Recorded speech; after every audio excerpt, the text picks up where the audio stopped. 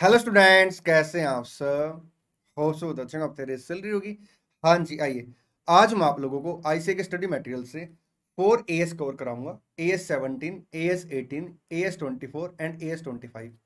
मैं आपको इन चारों एएस के सारे इलस्ट्रेशन कवर कराऊंगा, सारे क्वेश्चन कवर कराऊंगा, सारे एमसीक्यू कवर कराऊंगा और इतना ही नहीं सर, साथ में कॉन्सेप्ट रिवाइज कराऊंगा। अगर कोई इलस्ट्रेशन या क्वेश्चन आपका डुप्लीकेट होगा तो हम उसे स्किप कर देंगे। एक बात और, ये जो वीडियो है ना, ये रिवीजन पर्पज के लिए, इसलिए जो मेरी बोलने की स्पीड है नॉर्मल स्पीड से थोड़ी ज्यादा रहेगी। ठीक जी सर। आइए स्टार्ट कर लेते हैं AS 17 से ना। नोट्स के लिए आप क्या करेंगे, हमारा टेलीग्राम चैनल ज्वाइन कर लेंगे और यहाँ पे आपको सर सारे इंपॉर्टेंट नोट्स यहीं पे मिलेंगे। ठीक है जी सर। चलिए स्टार्ट करते हैं AS 17 से ना। AS 17 का नाम है सेगमेंट रिपोर्टिंग। आइए मैं एक काम करता हूँ, एक बेसिक सा एग्जाम्पल लेके पहले आपको ना सेगमेंट का मीनिंग बताता हूँ। ठीक जी सर।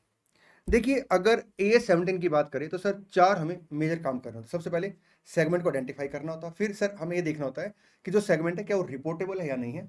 फिर सर अगर रिपोर्टेबल सेगमेंट है तो सर क्या रिपोर्ट करना है, और फिर सर कैसे रिपोर्ट करना है, मतलब फॉर्मेट। ठीक जी सर। सबसे पहले बात कर लेते हैं सेगमेंट की। देखिए, सेगमेंट को आइडेंटिफाई कैसे किया जाता है सर, इसके बारे में डिस्कस करूंगा, लेकिन एक छोटा सा एग्जांपल सर मैं आपके साथ डिस्कस करता हूं, जिससे आपको ना सेगमेंट को लेके क्लैरिटी आ जाएगी। Sir x limited coaching classes provide कराती है। ठीक जी सर। मान के चलते सर ये ना सर सीए की कोचिंग प्रोवाइड कराती है, सीएमए की कोचिंग प्रोवाइड कराती है और सीएस की कोचिंग प्रोवाइड कराती है। ठीक जी सर। अगर आप यहाँ पे देखेंगे तो सर जो आपका प्रोडक्ट या सर्विस है सीए की कोचिंग का, सीएमए की कोचिंग का और सीएस की कोचिंग का, सर उनके रिस्क एंड रिवार्ड क्या है सर, अलग है। तो सर वो अपने आप में क्या हो गए, सेगमेंट हो गए। AS 17 ये कहता है सेगमेंट बेसिकली क्या है सर, बिजनेस की वो यूनिट है, वो पार्ट है, वो कंपोनेंट है जिसका sir separate risk and reward है in comparison to other part और कंपोनेंट ऑफ द बिजनेस। ठीक जी सर। सर यहां पे अगर आप देखेंगे तो जो सीए की क्लासेस में रिस्क एंड रिवार्ड है वो सीएमए की क्लासेस के रिस्क एंड रिवार्ड से अलग है, सीएस की क्लासेस के रिस्क एंड रिवार्ड से अलग है। तो सर ये अपने आप में एक सेगमेंट हो गया, ये अपने आप में एक सेगमेंट हो गया, ये अपने आप में एक सेगमेंट हो गया। ठीक जी सर। अब सर जो सीए की क्लासेस हैं वो 3 लेवल पे चलती हैं। आपका फाउंडेशन लेवल, आपका इंटरमीडिएट लेवल और आपका फाइनल लेवल। ठीक जी सर। सर अब यहाँ पे अगर आप देखेंगे तो जो रिस्क एंड रिवार्ड फाउंडेशन की क्लासेस का है सर वो इंटरमीडिएट की क्लासेस से अलग है। जो रिस्क एंड रिवार्ड सर आपका इंटरमीडिएट की क्लासेस का है वो फाइनल की क्लासेस से अलग है। तो सर यहाँ पे अगर आप देखेंगे तो सर 3 फर्दर सेगमेंट बन गए। ठीक जी सर। अब सर जैसे ही सर सीए की क्लासेस को हमने फर्दर पार्ट में डिवाइड कर दिया, कंपोनेंट में डिवाइड कर दिया सर, यूनिट में डिवाइड कर दिया, तो सर ये सेगमेंट हट जाएगा, फिर ये एक सेगमेंट बन गया, ये एक सेगमेंट बन गया, ये एक सेगमेंट बन गया। ठीक जी सर। अब सर मान लो हमारे यहाँ पे क्या प्रिंसिपल है, क्या रूल है कि अगर कोई स्टूडेंट हमारे यहाँ पे फाउंडेशन की क्लासेस लेगा तो उसे सारे सब्जेक्ट लेने पड़ेंगे, सब्जेक्ट वाइज क्लासेस नहीं मिलेंगी। ठीक जी सर। तो सर फाउंडेशन एक सेगमेंट बन गया। ठीक जी सर। अब इंटरमीडिएट की क्लासेस का क्या रूल है कि ग्रुप वाइज क्लासेस मिलेंगी। अगर स्टूडेंट बहुत ग्रुप लेना चाहे बहुत ग्रुप ले सकता है, लेकिन हाँ मैंडेटरी है एटलीस्ट उसे एक ग्रुप लेना पड़ेगा, सब्जेक्ट वाइज क्लासेस नहीं मिलेंगी। ठीक जी सर। तो सर जो ग्रुप 1 का रिस्क एंड रिवार्ड है वो ग्रुप 2 के रिस्क एंड रिवार्ड से अलग है, फाइनल की क्लासेस के रिस्क एंड रिवार्ड से अलग है, फाउंडेशन की क्लासेस के रिस्क एंड रिवार्ड से अलग है। तो सर ये अपने आप में क्या बन गए सर, ये अपने आप में सेगमेंट बन गए। तो सर ये सेकंड सेगमेंट हो गया, थर्ड सेगमेंट हो गया। अब ये सेगमेंट हट गया। सर फाइनल के 6 सब्जेक्ट है और हमारे यहाँ पे सर क्या प्रिंसिपल है कि आप ना सब्जेक्ट वाइज क्लासेस ले सकते हैं। अगर मैं सब्जेक्ट वाइज की बात करूं तो सर यहाँ पे आपके 6 सब्जेक्ट है, तो 4 5 6 7 8 9। सर ये क्या बन गए सर, ये आपके अलग अलग सेगमेंट बन गए। ठीक जी सर। ऐसे ही सर जो सीएमए की क्लासें हैं सर वो फर्दर डिवाइड हो जाएंगी, सीएस की क्लासें हैं सर वो फर्दर डिवाइड हो जाएंगी, और सर हर कंपोनेंट सर एक आपका सेगमेंट बन जाएगा अगर उसका रिस्क एंड रिवार्ड सर क्या है, सेपरेट है। ठीक जी सर। मैं आपको बता दूं, ये मैंने एक आपको ब्रॉड आइडिया दे दिया कि सेगमेंट को आइडेंटिफाई कैसे किया जाएगा। ठीक जी सर। जैसे मान लो सर एक कंपनी है सर, वो क्या करती है, 3 प्रोडक्ट बेचती है, product A, product B, product C. ठीक जी सर। ये जो तीनों प्रोडक्ट है ना ये एक दूसरे से इंडिपेंडेंट है, इनका जो रिस्क एंड रिवार्ड है, इनका जो रिवेन्यू अराइज होता है एक दूसरे से इंडिपेंडेंट है। तो सर ये आपके बिजनेस के 3 सेगमेंट बन जाएंगे। ठीक जी सर। सर जो सेगमेंट है उसे आइडेंटिफाई कैसे करते हैं सर, ये बात मैंने आपको बता दी, लेकिन मैं आपको बता दूं सर सेगमेंट को आइडेंटिफाई करने के लिए सर मैनेजमेंट को क्या करना पड़ेगा, अपना डिसीजन लेना पड़ेगा। ठीक जी सर। मैनेजमेंट क्या करता सर, बिजनेस के ऑर्गेनाइजेशनल चार्ट के हिसाब से बिजनेस का जो ऑर्गेनाइजेशनल चार्ट है, बिजनेस का जो स्ट्रक्चर है सर, उसके बेसिस सर क्या करता है, सेगमेंट आइडेंटिफाई करता है। जब भी सर मैनेजमेंट सेगमेंट को आइडेंटिफाई करेगा तो उसे क्या करना पड़ेगा सर, सर फ्रेमवर्क में ना कुछ क्वालिटेटिव कैरेक्टरिस्टिक दे रखी होती है फाइनेंशियल स्टेटमेंट की ना, उसे वो फॉलो करना पड़ेगा। ठीक जी सर। सर जैसे जो भी सर इंफॉर्मेशन आप सेगमेंट में दिखाएंगे वो रिलायबल हो सर, वो रेलिवेंट हो सर, वो कंपेरेबल हो। ठीक जी सर। चले हाँ जी। सेगमेंट बेसिकली दो टाइप के होते हैं, एक होता है बिजनेस सेगमेंट, एक होता है आपका sir geographical segment. Business segment sir वो सेगमेंट होता है जिसका प्रोडक्ट और सर्विस का सर जो रिस्क एंड रिवार्ड है दूसरे प्रोडक्ट और सर्विस से अलग है। ठीक जी सर। सर जैसे मान लो हमारी कंपनी 3 प्रोडक्ट बेचती है, product A, product B, product C, तो सर ये 3 बिजनेस सेगमेंट हो गए। ठीक जी सर। सर हमारे ये जो 3 प्रोडक्ट है ना, हमारे यहाँ पे क्या होता है सर, इनका जो प्रोडक्शन है सर, हमारे यहाँ पे सर 5 फैक्ट्री है। आपका फैक्ट्री है डब्ल्यू वी, मान लो टी एन पी, सर ये 5 अलग अलग फैक्ट्री। ठीक जी सर। तो सर ये अपना ज्योग्राफिकल सेगमेंट हो गया। बात सुनिए ध्यान से, बिजनेस सेगमेंट का मतलब है सर जब आपका risk and reward product wise या सर्विस वाइज सर दूसरे प्रोडक्ट या सर्विस से अलग होता है, हम क्या बोलते हैं सर, बिजनेस सेगमेंट। ठीक जी सर। सर ज्योग्राफिकल सेगमेंट का मतलब क्या है, ज्योग्राफिकल सेगमेंट का मतलब है सर या तो कस्टमर की लोकेशन के हिसाब से या सर असेट की लोकेशन के हिसाब से सर क्या है, सेपरेट रिस्क एंड रिवार्ड है, तो सर वो अपने आप में क्या बन जाएगा, एक सेपरेट सर सेगमेंट बन जाएगा। ठीक जी सर। चले आगे हाँ जी। अच्छा, सबसे पहले हम लोग क्या करेंगे सर, सेगमेंट को आइडेंटिफाई करेंगे। सर मैनेजमेंट ने क्या किया, सेगमेंट को आइडेंटिफाई कर लिया। उसके बाद सर हम लोग ये चेक करेंगे कि जो सेगमेंट है क्या वो रिपोर्टेबल है या नहीं है। ठीक, सेगमेंट सर आपका दो टाइप का, एक बिजनेस सेगमेंट, एक geographical segment. Sir business segment जो है सर उसमें सेपरेट रिस्क एंड रिवार्ड होता है सर आपका प्रोडक्ट और सर्विस को लेके। ठीक, ज्योग्राफिकल सेगमेंट में सर आपका सेपरेट रिस्क एंड रिवार्ड होता है लोकेशन ऑफ असेट को लेके या सर लोकेशन ऑफ आपका कस्टमर को लेके। ठीक जी सर। हम आपको बता देता हूँ सर, बिजनेस सेगमेंट जो होता है सर उसमें आपके प्रोडक्ट और सर्विस डिफरेंट है या नहीं है सर, उसके लिए 5 अलग अलग क्राइटेरिया दे रखे। जैसे सर आपका नेचर ऑफ द प्रोडक्ट और सर्विस, फॉर एग्जांपल सर आपका एक कंपनी है वो क्या करती है सर, कंप्यूटर क्लास प्रोवाइड करती है, हार्डवेयर की क्लास अलग देती है, सॉफ्टवेयर की क्लास अलग देती है, और सर वो कंप्यूटर भी सेल करती है। ठीक जी सर। तो सर ये अपने आप में क्या हो गया, आपके 3 बिजनेस सेगमेंट हो गए। ठीक है, नेचर ऑफ प्रोडक्ट के हिसाब से, नेचर ऑफ सर्विस के हिसाब से। सर एक आपका नेचर ऑफ प्रोडक्शन प्रोसेस, जैसे सर मान लो एक कंपनी है वो क्या करती है सर, कपड़े बनाती है सर, आपके मशीन मेड कपड़े बनते हैं, आपके हैंडमेड कपड़े बनते हैं। तो सर ये अपने आप में क्या हो गया, नेचर ऑफ प्रोसेस की वजह से, प्रोडक्शन प्रोसेस की वजह से 2 अलग अलग सेगमेंट हो गए। ठीक जी सर। सर टाइप ऑफ आपका क्लास ऑफ कस्टमर, सर जैसे आपका जो कस्टमर बेस है, इंडिविजुअल है, इंडस्ट्री है, कोचिंग सेंटर है। ठीक जी सर। सर आपका method use to distribution, sir जैसे आपका रिटेल हो गया, आपका होलसेल हो गया। ठीक जी सर। सर आपके रेगुलेटरी एनवायरनमेंट, सर जैसे आपका एक कंपनी है बैंकिंग कंपनी, सर वो बैंकिंग की सर्विस देती है, इंश्योरेंस की सर्विस देती है। ठीक जी सर। चलें हाँ जी, आइए आगे बढ़ते हैं। अगर सर सेगमेंट हमने आइडेंटिफाई कर लिया तो उसके बाद सर हमें ये देखना कि हमारा सेगमेंट रिपोर्टेबल है या नहीं है।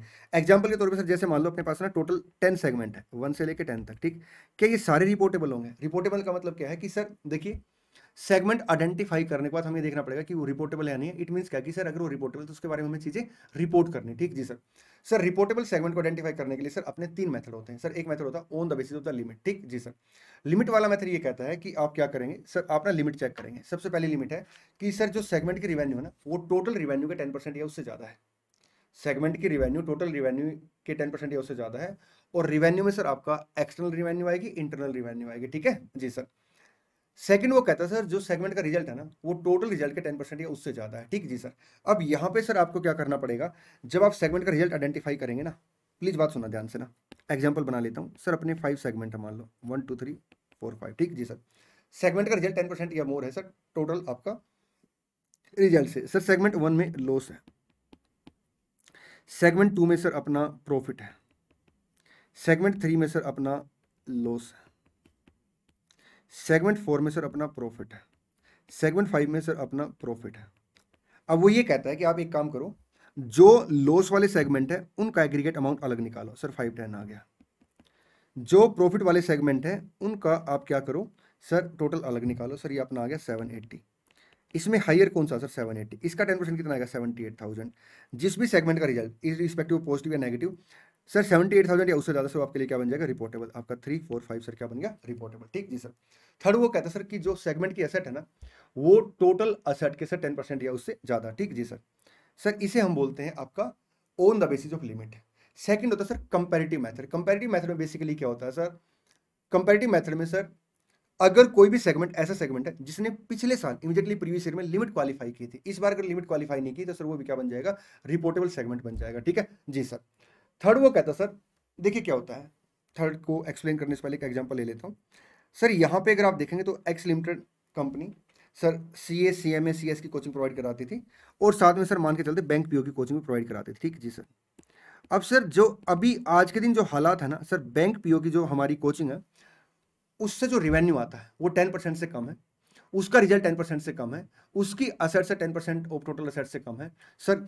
लास्ट ईयर भी सर लिमिट क्वालिफाई नहीं की थी तो सर ये रिपोर्टेबल नहीं बनेगा। लेकिन सर मैनेजमेंट को अगर लगता है, मैनेजमेंट को लगता है सर ये ना फ्यूचर में बहुत अच्छा परफॉर्म करेगा और ये रिपोर्टेबल होना चाहिए, तो सर मैनेजमेंट क्या कर सकता है सर, उसे रिपोर्टेबल बना सकता है। ठीक जी सर। चलिए आगे। हाँ जी चलिए बेटा एक काम करते हैं, अब कुछ क्वेश्चन कर लेते हैं, कॉन्सेप्ट और भी हैं और वक्त आने फिर सर हम लोग क्या करेंगे और वो कॉन्सेप्ट डिस्कस करेंगे। ठीक है जी सर। एक बात और बता देता हूँ, लगे आता हूँ आपको ना, बताओ सर। सर मान लेते हैं अपने टोटल 10 सेगमेंट है, ठीक है, 4 रिपोर्टेबल है। ठीक जी सर। अब सर रिपोर्टेबल सेगमेंट में हम लोग क्या करेंगे सर, सेगमेंट की रिवेन्यू के बारे में बताएंगे सर, सेगमेंट के आपके जो रिजल्ट है उसके बारे में बताएंगे, बल्कि मैं इसको और डिटेल में एक्सप्लेन कर दूं एक बार, लगे हाथों। जी सर। देखिए क्या होता है, सबसे पहले ना सर हमें आइडेंटिफाई करना पड़ता है सेगमेंट को। ठीक जी सर। फिर हम ये देखते हैं कि सेगमेंट रिपोर्टेबल है या नहीं है। ठीक जी सर। अगर सेगमेंट रिपोर्टेबल है तो सर फिर हम लोग ना उसे कैटेगराइज करते हैं, प्राइमरी सेगमेंट और सेकेंडरी सेगमेंट। ठीक जी सर। सर कई बार ऐसा हो सकता है कि बिजनेस सेगमेंट प्राइमरी है, कई बार सर ऐसा हो सकता है कि आपका ज्योग्राफिकल सेगमेंट प्राइमरी। ठीक जी सर। सर चाहे प्राइमरी आपका बिजनेस सेगमेंट है, ज्योग्राफिकल सेगमेंट है, सर आपको क्या करना पड़ेगा सर, आपको ना 7 चीजें उसके बारे में बतानी पड़ेगी। एक सर आपका सेगमेंट रिवेन्यू जिसमें सर आपका इंटरनल एक्सटर्नल दोनों आएगा, एक सर सेगमेंट रिजल्ट, एक सर आपका total carrying amount of segment asset. ठीक जी sir. Total carrying amount of segment liability, sir segment का कैपिटल एक्सपेंडिचर, सर सेगमेंट का depreciation and amortisation in respect of segment asset. ठीक जी sir. Non cash expenses other than sir depreciation and amortisation. ठीक जी sir. Sir अगर आपका business segment या geographical segment primary है तो आपको सर प्राइमरी सेगमेंट में सर ये 7 चीजें रिपोर्ट करनी है। फिर आप आएंगे सेकेंडरी सेगमेंट पे सर, अगर सेकेंडरी सेगमेंट आपका बिजनेस सेगमेंट है, मतलब आपका प्राइमरी क्या हो गया, ज्योग्राफिकल। ठीक जी सर। तो ज्योग्राफिकल सेगमेंट के बारे में आपने 7 चीजें डिस्क्लोज कर दी। अब सर अगर बिजनेस सेगमेंट आपका सेकेंडरी तो आपको क्या करना पड़ेगा, 3 चीजें सर रिपोर्ट करनी। एक आपका सेगमेंट का एक्सटर्नल रिवेन्यू सर, एक आपका carrying amount of segment asset, segment के कैपिटल एक्सपेंडिचर। ठीक जी सर। अगर सर सेगमेंट एक्सपेंड आपका जो सेकेंडरी सेगमेंट है वो ज्योग्राफिकल है, मतलब प्राइमरी सेगमेंट सर बिजनेस है तो 7 चीजें डिस्क्लोज करेंगे। सेकेंडरी सेगमेंट सर अगर आपका ज्योग्राफिकल है तो उस केस में सर आप क्या करेंगे, चेक करेंगे कि किसके बेस पे सर ये आपका सेगमेंट आइडेंटिफाई हुआ था ज्योग्राफिकल, सर ये आपका लोकेशन ऑफ कस्टमर के बेस पे, तो आप एक्सटर्नल रिवेन्यू को डिस्क्लोज करेंगे सर ये लोकेशन ऑफ असेट के बेस पे, तो आप total carrying amount of asset दिखाएंगे सेगमेंट की, और सर सेगमेंट का कैपिटल एक्सपेंडिचर दिखाएंगे। ठीक जी सर। सर जो सेगमेंट आप रिपोर्ट करेंगे ना सर, उसके डेटा को आप क्या करेंगे सर, कंपनी का जो फाइनल डेटा है, आपका कंपनी का रिवेन्यू है, कंपनी के एक्सपेंडिचर है, कंपनी का PAT है, कंपनी टोटल असेट है, टोटल लायबिलिटी इक्विटी है, उसके साथ रिकंसिलिएशन करेंगे। ठीक जी सर। अब मेरी बात सुनना, जब हम सेगमेंट के रिवेन्यू को दिखाएंगे तो सर इंटरनल एक्सटर्नल दोनों दिखाएंगे। ठीक जी सर। एक कंपनी का सर आपका टोटल एक्सटर्नल रिवेन्यू है, एक्सटर्नल रिवेन्यू है सर 10 लाख। ठीक है। अब सर 4 सेगमेंट जो रिपोर्टेबल थे उसमें आप इंटरनल एक्सटर्नल दोनों दिखाएंगे और इंटरनल को सर आप क्या करेंगे, एलिमिनेट कर देंगे। ठीक है जी सर। सर मान लेते सर एक्सटर्नल रिवेन्यू यहाँ पे सिर्फ 6 लाख आया है।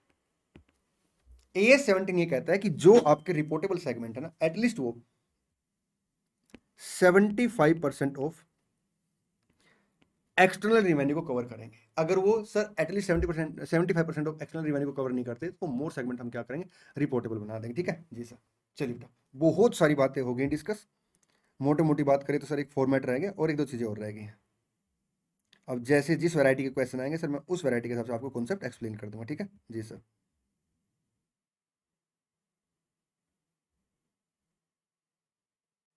हाँ जी। इलस्ट्रेशन नंबर 1 है अपना, पेज नंबर 4.53 पे। आइए, इलस्ट्रेशन नंबर 1 है पेज नंबर 4.53 पे। ठीक जी सर। देखिए क्या लिखता है, the chief accountant of sports limited gives the following data regarding its 6 segment. Sir sports limited के चीफ अकाउंटेंट साहब ने क्या किया आपको, सर ये डेटा दिया है रिगार्डिंग इट्स 6 सेगमेंट। ठीक, MNOPQR। ठीक जी sir. Segment asset, segment result, segment revenue. ठीक जी sir. The chief accountant is of the opinion that segment M&N alone should be reported. Sir chief accountant कहता है कि केवल आपको ये 2 रिपोर्ट करने हैं। Is he justified in his view, discuss. क्या वो अपने व्यू में जस्टिफाई है, आपने क्या करना, डिस्कस करना है। सर देखिए, हम ये बोलेंगे सर कि आपका AS 17 के अकॉर्डिंग सर सेगमेंट रिपोर्टेबल है अगर वो लिमिट को क्वालिफाई करते हैं। सबसे पहले सेगमेंट की जो असेट है 10% और मोर होनी चाहिए। सर यहाँ पे अगर आप देखेंगे तो 20 आ गया 10%। सर आपका एन रिपोर्टेबल है, एम रिपोर्टेबल है, एन रिपोर्टेबल है, ओ रिपोर्टेबल है, पी रिपोर्टेबल है, क्यू रिपोर्टेबल। ठीक जी सर। फिर सेगमेंट का रिजल्ट देखेंगे सर 190 और आपका 10, 200 का लॉस, 50, 10, 10, 30। सर 100 का प्रॉफिट, हायर क्या आ गया सर 200 आ गया। ठीक जी सर। इसका 10% सर कितना आ गया आपका 20। ठीक जी सर। तो सर जिस भी सेगमेंट का रिजल्ट 20 है उससे ज़्यादा है, सर आपका एम रिपोर्टेबल बन गया, एन रिपोर्टेबल बन गया और आर रिपोर्टेबल बन गया। ठीक जी सर। सेगमेंट की रिवेन्यू सर 1200 का 10% सर 120, सर एम एन ये दो रिपोर्टेबल बन गए। अगर आप देखेंगे तो सर एक लिमिट क्वालिफाई करनी होती है आउट ऑफ 3। ठीक है सर। तो यहाँ पे अगर आप देखेंगे तो सर सारे सेगमेंट क्या है रिपोर्टेबल है। तो जो अकाउंटेंट्स आपके ओपिनियन है सर वो करेक्ट नहीं है, क्योंकि सारे सेगमेंट सर आपके क्या है sir reportable. Since all the segment are covered in at least one of the above criteria, all segment have to be reported in accordance with AS 17. Hence, the opinion of the chief accountant is wrong. आइए question 2 का concept explain करता हूं पहले ना। Sir एक company है, ठीक है जी सर, उसके मान लेते सर दो सेगमेंट है A B. Sir segment A B को गुड्स ट्रांसफर करता है 100 माइनस 10% 90 पे। और सर सेगमेंट ए जो है आपका जब उसी गुड्स को मार्केट में बेचता है तो सर 25% प्रॉफिट ऐड करके बेचता है। मतलब जब वो बी को बेचता है तो 10% लॉस पे सेल करता है, और जब वो मार्केट में बेचता है इन द मार्केट तो सर 25% प्रॉफिट ऐड करके 125 पे सेल करता है। ठीक जी सर। क्या वो ऐसा कर सकता है? AS 17 ये कहता सर कि जो भी आपका मेजरमेंट का बेस है ना वो कोस्ट से ज्यादा हो सकता है, कोस्ट से कम हो सकता है, जो भी आपका इंटर डिपार्टमेंट ट्रांसफर का बेस है आपको वही बेस क्या करना, डिस्क्लोज करना है। मतलब ये नहीं कि आप ट्रांसफर किसी और वैल्यू पे कर रहे हो और डिस्क्लोज किसी और वैल्यू पे कर रहे हैं। सर जो भी आपका बेस है सर आप उसे क्या करेंगे सर, डिस्क्लोज करेंगे। ठीक जी सर। इसके बाद वो ये कहता सर कि एंटिटी चाहे तो सर क्या कर सकती है, सर ये जो प्राइस है इसकी अपनी पॉलिसी बना सकती है। ठीक जी सर। सर लेकिन जो भी वो पॉलिसी बनाएगी सर उसे क्या करना पड़ेगा सर, डिस्क्लोज करना पड़ेगा और कंसिस्टेंट बेस पे फॉलो करना पड़ेगा। ठीक जी सर। हाँ अगर वो पॉलिसी में चेंज करती है उसे क्या करना पड़ेगा सर, डिस्क्लोज करना पड़ेगा। ठीक जी सर। क्वेश्चन 2 देखिए सर, सिमिलर क्वेश्चन है, मैंने यही डिस्कस कर लिया एक तरीके से कॉन्सेप्ट के through. A company has an inter-segment transfer pricing policy of charging at cost less 10%. ठीक जी sir. The market price are generally 25% above cost. Sir जो मार्केट में प्राइस है वो आपका कोस्ट से 25% अबव है। ठीक जी sir.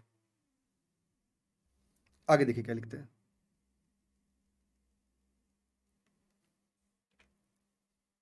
Is the policy adopted by the company correct?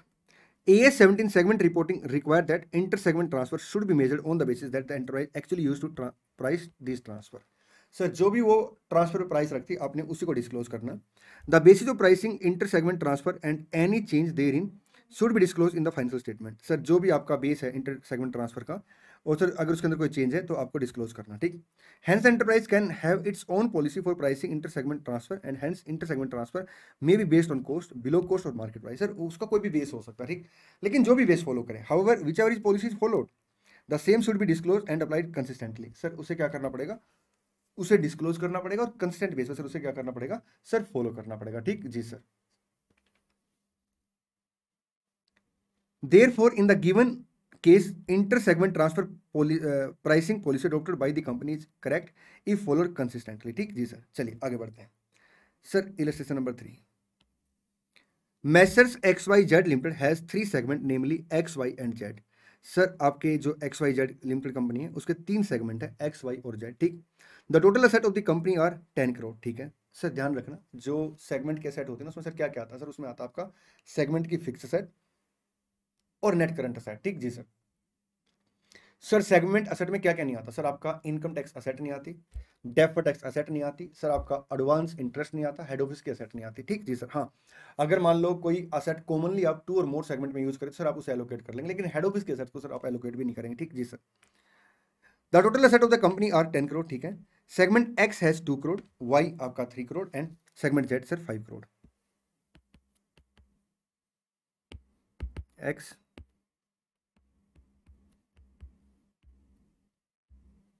YZ 235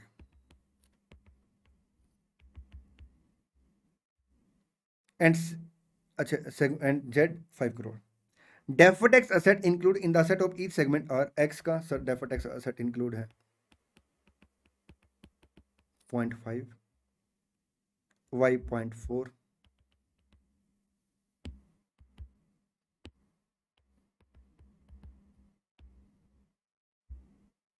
और Z 0.3। तो सर ये टोटल आ गया आपका 1.5 प्लस 2.6 प्लस आपका 4.7, सर 8.8 आ गया। तो अब इसका 10% सर कितना है 0.88। तो सर इसके कंपैरिजन में ये भी ज़्यादा, ये भी ज़्यादा, ये भी ज़्यादा। All segment are reportable segment, ठीक जी sir. The content that all the 3 segment are reportable segment comment, sir वो बिल्कुल ठीक कह रहा है। ये देखिए सर सेगमेंट की टोटल असेट आ जाएगी जो रिवाइज्ड होकर ये आ जाएगी। Thus all the 3 segment hold more than 10% of the total asset, all segment are reportable segment, ठीक जी सर। चलिए आगे बढ़ते हैं। सर सेगमेंट क्या होता है? आपका management organisation chart of the entity के बेस पर आइडेंटिफाई करेगा। सर सेगमेंट रिपोर्टेबल कब है होगा हमने डिस्कस कर लिया। सर क्या क्या रिपोर्ट करना हमने डिस्कस कर लिया। अब कैसे रिपोर्ट करना सर फॉर्मेट की बात कर लेते हैं। देखिए सर सबसे पहले हम लोग क्या करेंगे सर, रेवेन्यू डिस्क्लोज करेंगे, ठीक है, सेगमेंट वाइज, ठीक। उसमें एक्सटर्नल आएगा, इंटरनल आएगा, ठीक जी सर। सर उसके बाद सर आपका सेगमेंट का रिजल्ट आएगा। अब सेगमेंट का रिजल्ट कैसे कैलकुलेट करेंगे सर, रेवेन्यू माइनस आपका एक्सपेंडिचर, ठीक जी सर। सर उसके बाद सर आपके अनएलोकेबल हेड ऑफिस के खर्चे आ जाएंगे, ठीक है जी सर। आपका ऑपरेटिंग प्रॉफिट आ गया।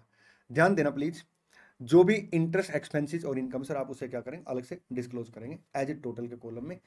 यहाँ पे ना सर क्वेश्चन कंफ्यूज करने के लिए आपको बोल सकता है कि जो हेड ऑफिस के खर्चे वो एलोकेट हो जाएंगे। सर आपने एलोकेट नहीं करने, क्योंकि आप यहाँ पे सर डायरेक्ट खर्चे सेगमेंट के लेंगे, हेड ऑफिस के खर्चे सर एलोकेट नहीं लेंगे, सर उसे टोटल के कॉलम में लेंगे, ठीक जी सर। एक बात का ध्यान रखेंगे सर, जो इंटरेस्ट एक्सपेंसेस होता है ना सर वो कभी भी सेगमेंट के खर्चे का पार्ट नहीं बनता, एक्सेप्ट 2 केस। या तो सर सेगमेंट अपना फाइनेंस सेगमेंट है, या सर अपना जो इंटरेस्ट कॉस्ट है वो कॉस्ट ऑफ इन्वेंट्री का पार्ट है, ठीक जी सर।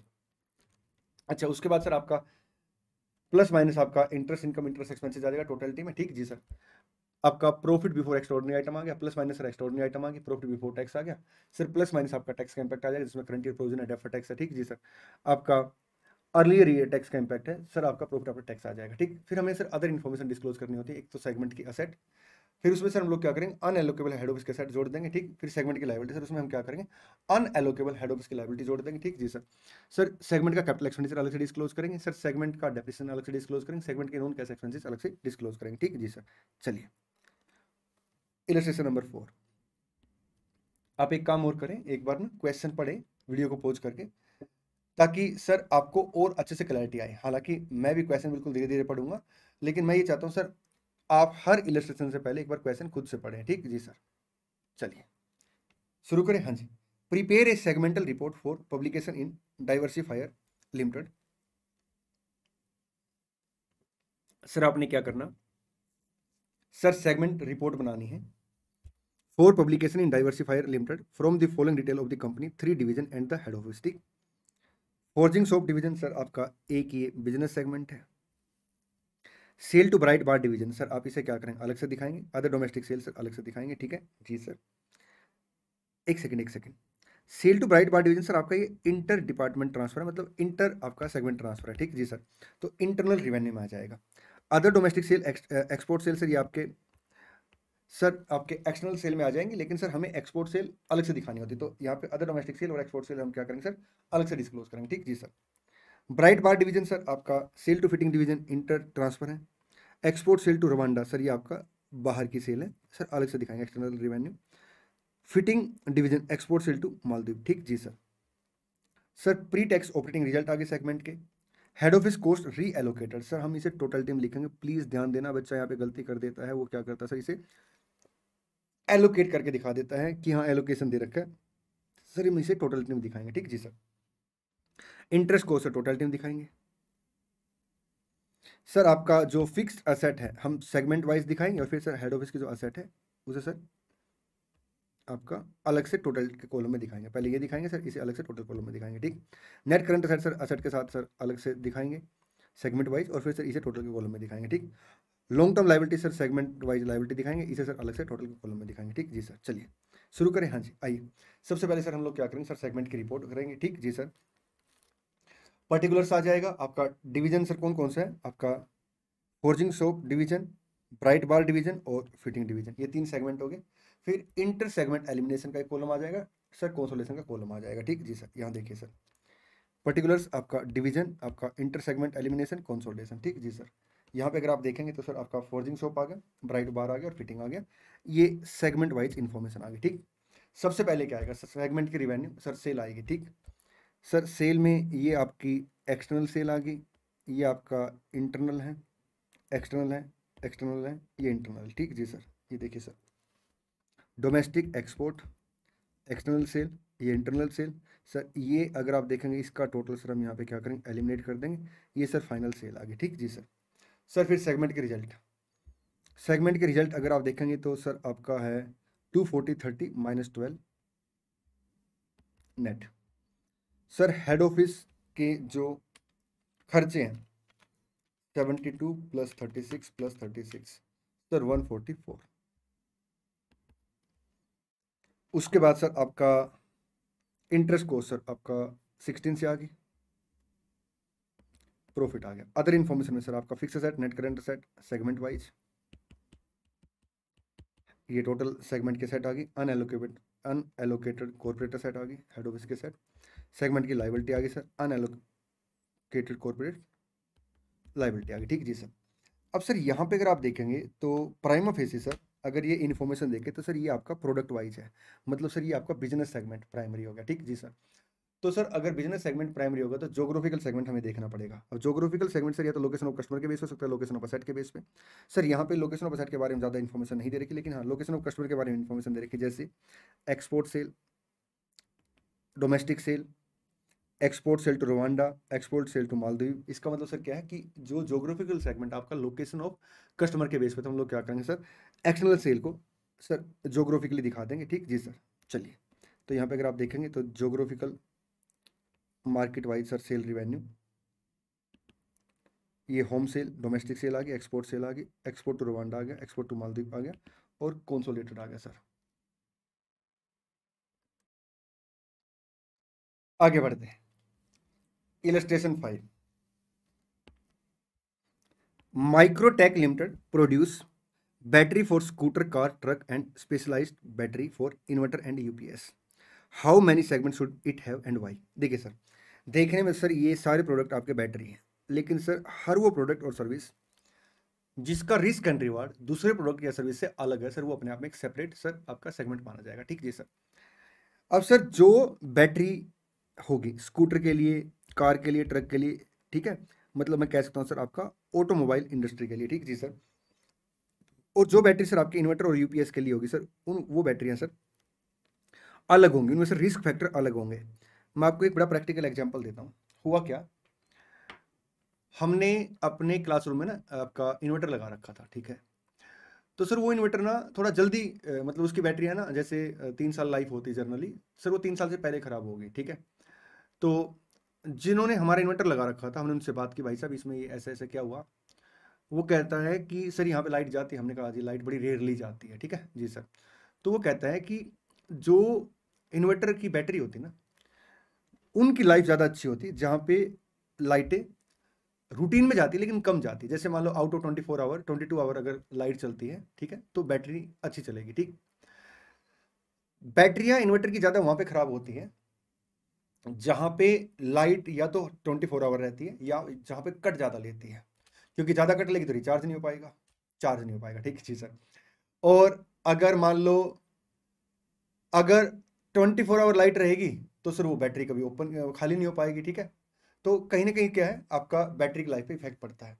तो उसने हमें एडवाइस किया कि आप एक काम किया करो, हर 10 to 15 डेज के अंदर ना, इवन अगर वीकली पॉसिबल है तो वीकली एक बार ना इन्वर्टर को बंद कर दिया करो चार्ज से, और फिर इन्वर्टर पे चलने दिया करो लाइट ना। जब बिल्कुल ही हो जाए ना कि इन्वर्टर बोलने वाला है, तब लाइट ऑन किया करो।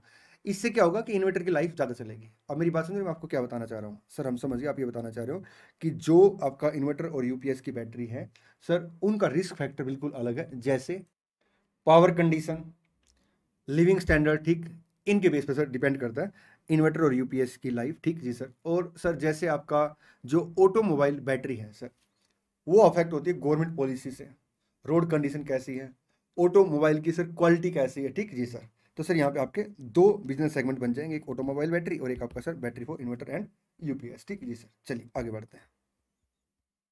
सर इसके बाद आपके एमसीक्यू मैं लास्ट में कवर कराऊंगा, ASYG कवर कराऊंगा, पहले एक बार प्रैक्टिकल क्वेश्चन कवर कर लेते हैं। ठीक जी सर, आइए प्रैक्टिकल क्वेश्चन में क्वेश्चन नंबर 6 सर बिल्कुल डुप्लीकेट क्वेश्चन है आपका डेफर्ड टैक्स एसेट वाला जो अभी हमने किया था।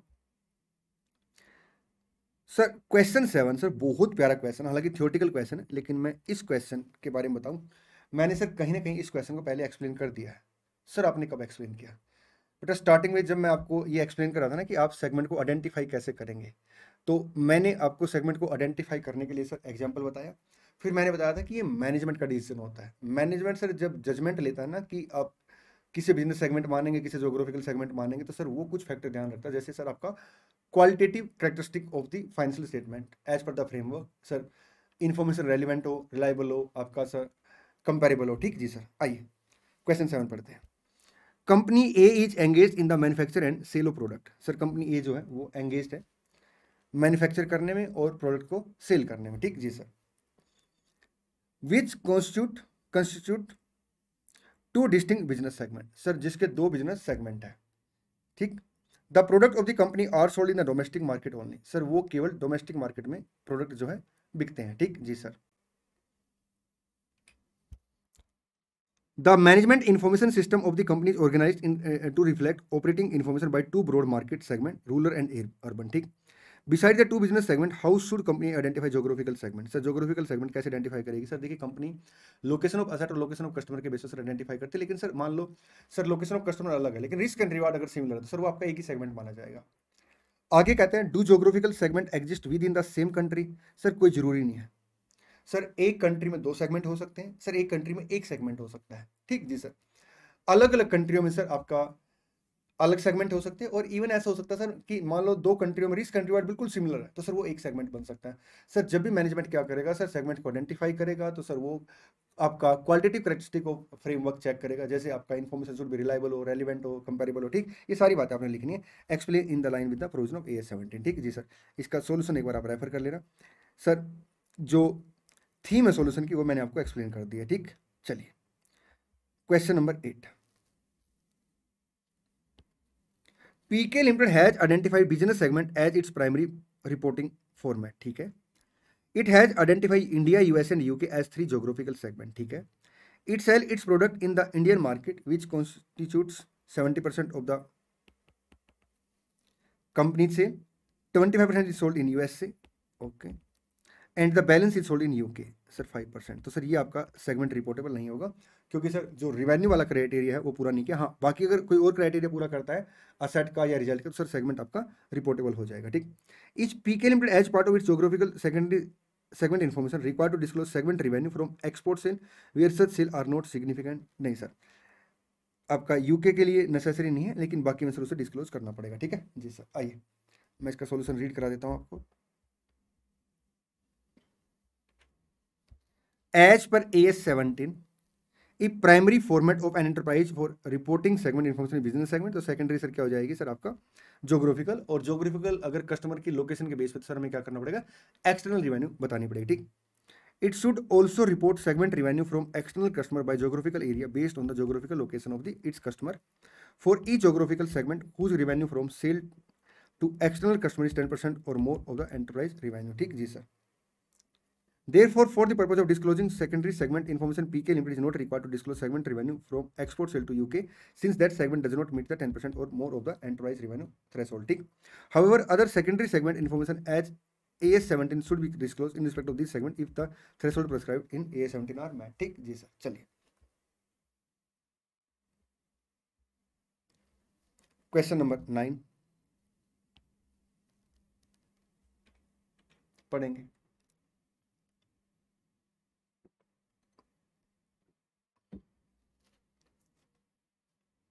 XYZ Limited has 5 business segment। Sir XYZ के 5 business segment है। Profit oblique loss of each of the segment for the year ended 31st March X2 have been provided below। Sir जो profit और लॉस है हर segment के sir वो ऐसे provide कर रखे।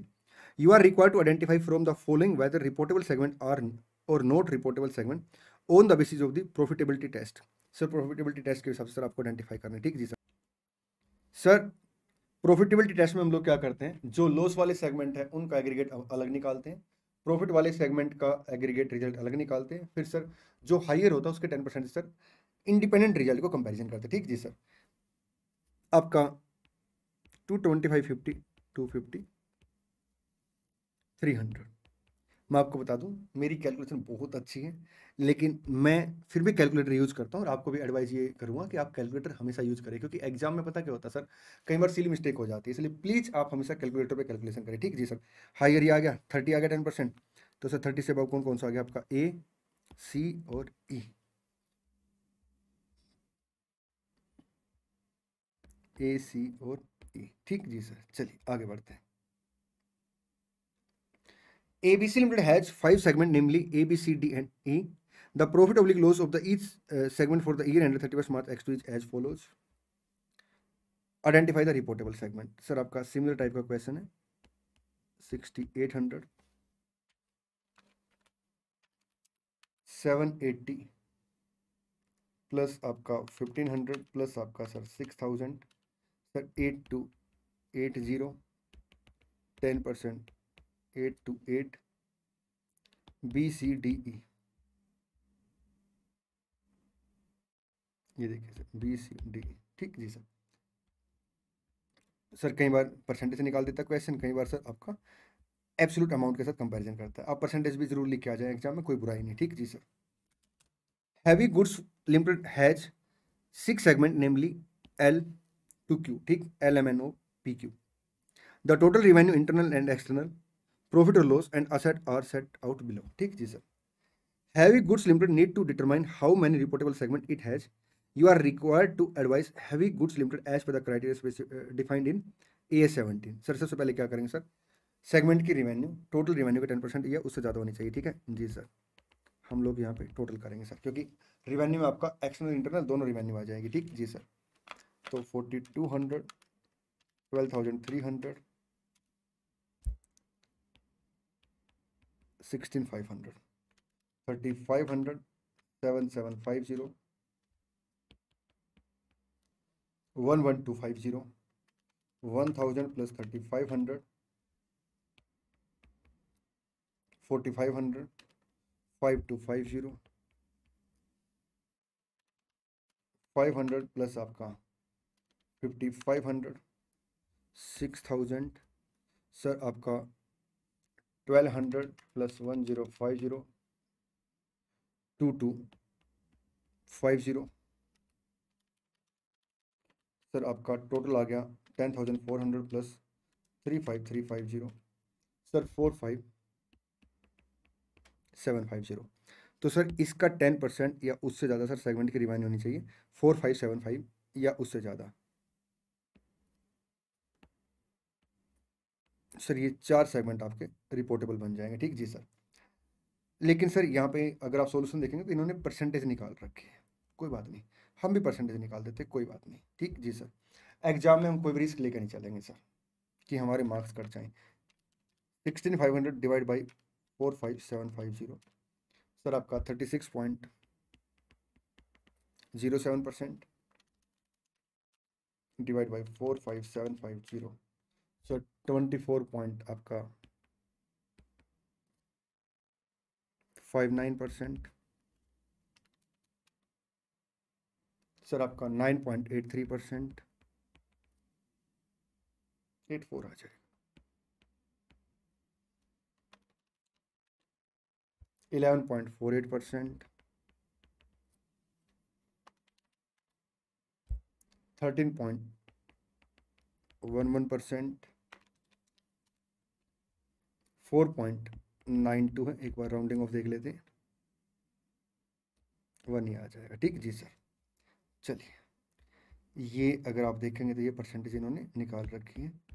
और यहाँ पे सर आपका जो रिपोर्टेबल सेगमेंट है कौन कौन सा बनेगा सर, आपका बनेगा जो 10% से ऊपर है सर, LMOP, LMOP। ठीक जी सर। चलिए प्रॉफिट और लॉस, सर यहाँ पे अगर आप देखेंगे तो 2250, 3000 प्लस आपका 1500 प्लस 900 प्लस 600 सर 6000। तो आप क्या करेंगे 6000 से कंपैरिजन कर लेंगे। जैसे आपका 50% आ गया, 25% आ गया, 25% आ गया, reportable reportable reportable reportable reportable reportable all reportable. ठीक, अब इसका मतलब ये नहीं है कि हम नेक्स्ट लिमिट चेक नहीं करेंगे, हम लोग क्या करेंगे नेक्स्ट लिमिट भी चेक करेंगे। ठीक जी सर। चलिए सर यहाँ पे अगर आप देखेंगे तो ये टोटल असेट आ गई जी सर। अब सर इसके 10% और मोर, ये परसेंटेज निकाल दी। Reportable reportable reportable reportable all segment are reportable segment. ठीक जी सर। चलिए आगे बढ़ते हैं। क्वेश्चन नंबर 12 सर, पहले मैं आपको इसका सॉल्यूशन कराऊंगा जैसे इंस्टीट्यूट ने करा रखा है, फिर मैं इसके सॉल्यूशन के ऊपर सर एक कमेंट करूंगा क्योंकि सर इसके सॉल्यूशन में गैप है। आइए डिस्कस करते हैं। Calculate the segment result of a manufacturing organisation from the following information. Sir segment का रिजल्ट कैसे निकलेगा, सेगमेंट के रिवेन्यू माइनस सर आपके सेगमेंट के एक्सपेंडिचर। ठीक जी सर। अब सर यहाँ पे अगर आप देखेंगे तो डायरेक्टली एट्रीब्यूटेबल रिवेन्यू आ गया, बिल्कुल ठीक है सर। अब ये सर एंटरप्राइज के रिवेन्यू है। अब ये रिवेन्यू देखिए क्या होता है सर, बात सुनिए ध्यान से ना, मैं अभी साथ साथ कमेंट भी कर देता हूँ जिस पॉइंट में इशू है।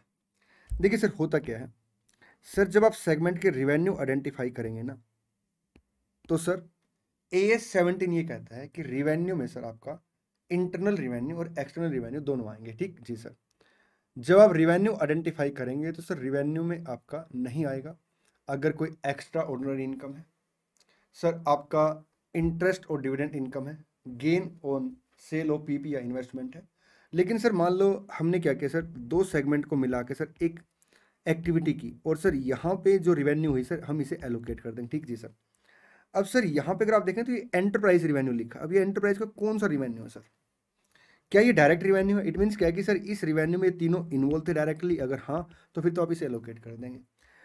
अगर आंसर इज नो सर ये आपका हेड ऑफिस का रिवेन्यू है, ठीक है, ये सर आपका एक्स्ट्राऑर्डिनरी इनकम के रूप में है या gain on sale of PP या इन्वेस्टमेंट के रूप में है या इंटरेस्ट या डिविडेंड इनकम के रूप में, तो फिर ये एलोकेट नहीं होगा। ठीक जी सर।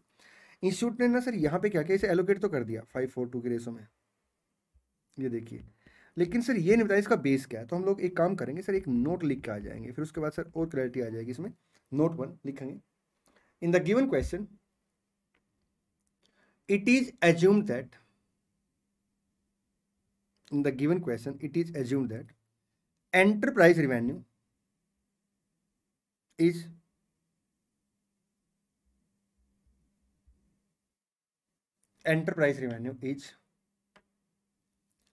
direct revenue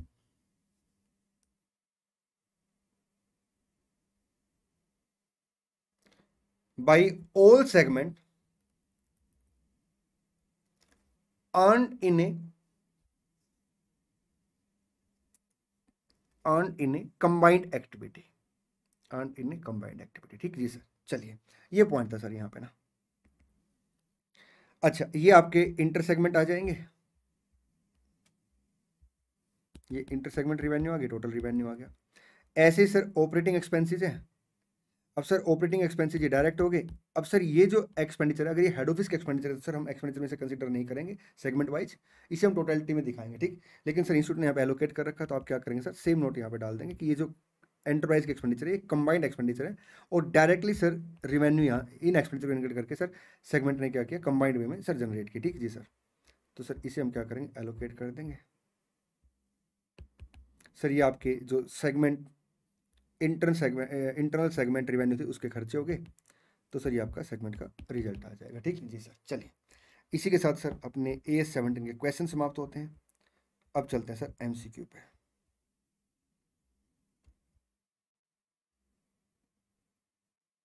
जल्दी आएंगे पेज नंबर 4.58 पे MCQ। As per AS17 reportable segment are those whose total revenue from external sale and internal sale is 10% or more। Sir option A में दे दिया इन्होंने। ठीक जी sir.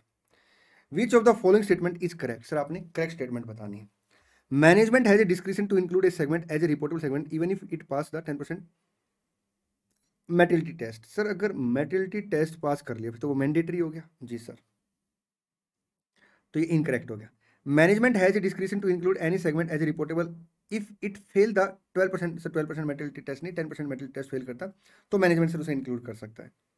It is mandatory for the management to include the segment as a reportable segment if it pass the 10% mandatory materiality test, sir ये correct है।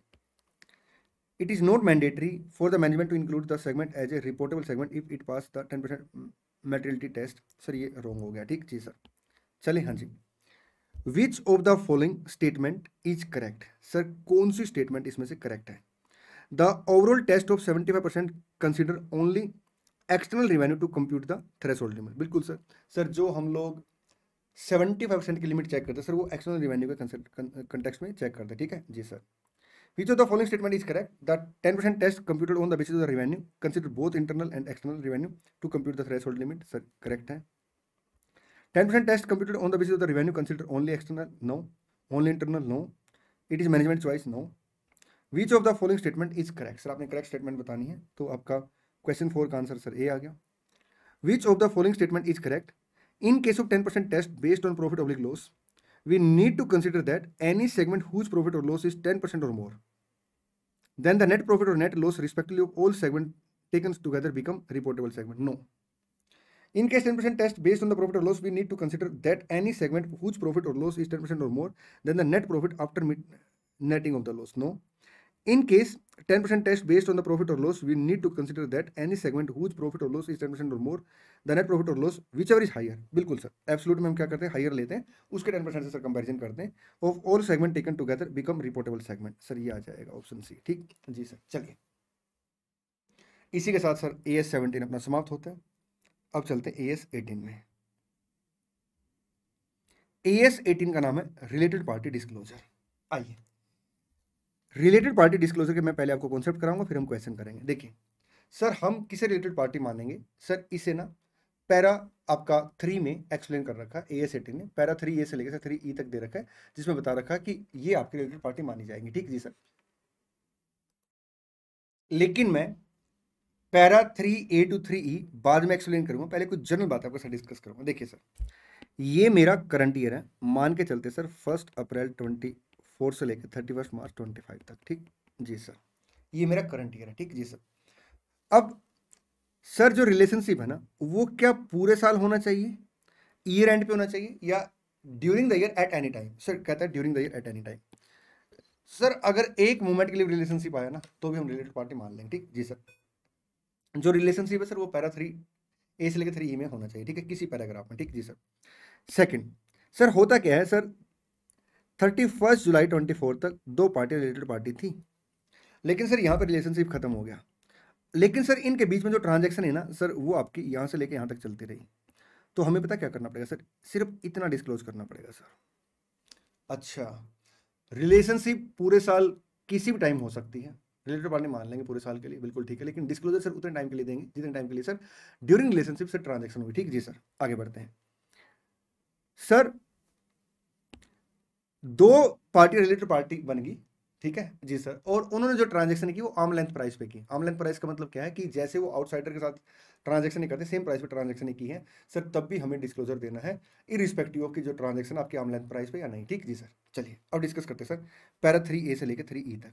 देखिए para 3A ये कहता है कि कोई भी एंटरप्राइज जो डायरेक्टली या इनडायरेक्टली सर थ्रू वन और मोर इंटरमीडिएटरी। ठीक जी सर, सर इंटरमीडिएरी जो है इसको मैं अलग से डिस्कस करूंगा, ठीक है, कि इंटरमीडिएरी में क्या आएगा। ठीक जी सर, देखिए कहता है एंटरप्राइज जो directly indirectly sir through one और मोर इंटरमीडिएरी कंट्रोल करती है, कंट्रोल होती है या कॉमन कंट्रोल में आती है। ठीक जी sir, with a reporting entity, तो सर वो रिलेटेड पार्टी मान ली जाएंगे। ठीक जी सर, सर यहाँ पे बेसिकली सब्सिडरी और फेलो सब्सिडरी कवर की गई। फेलो सब्सिडरी का मतलब क्या है कि जैसे मान लो A लिमिटेड की दो सब्सिडरी है, B लिमिटेड और C लिमिटेड, सर ये फेलो सब्सिडरी। ठीक जी सर, अब सर देखिए बात सुनिए ध्यान से ना,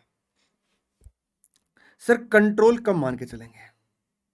सर कंट्रोल की डेफिनेशन सर आपके AS 18 में भी दे रखी है और AS 21 में भी दे रखी है। ठीक जी सर, पहले बात कर लेते हैं AS 18 की। सर AS 18 के अकॉर्डिंग ना कंट्रोल की डेफिनेशन में सर तीन चीजें कवर है। पहला सर एंटिटी के पास दूसरी एंटिटी के मोर देन 50% वोटिंग राइट हो। सेकंड सर एंटिटी के पास पावर हो दूसरी एंटिटी के बोर्ड ऑफ डायरेक्टर को कंपोज करने की।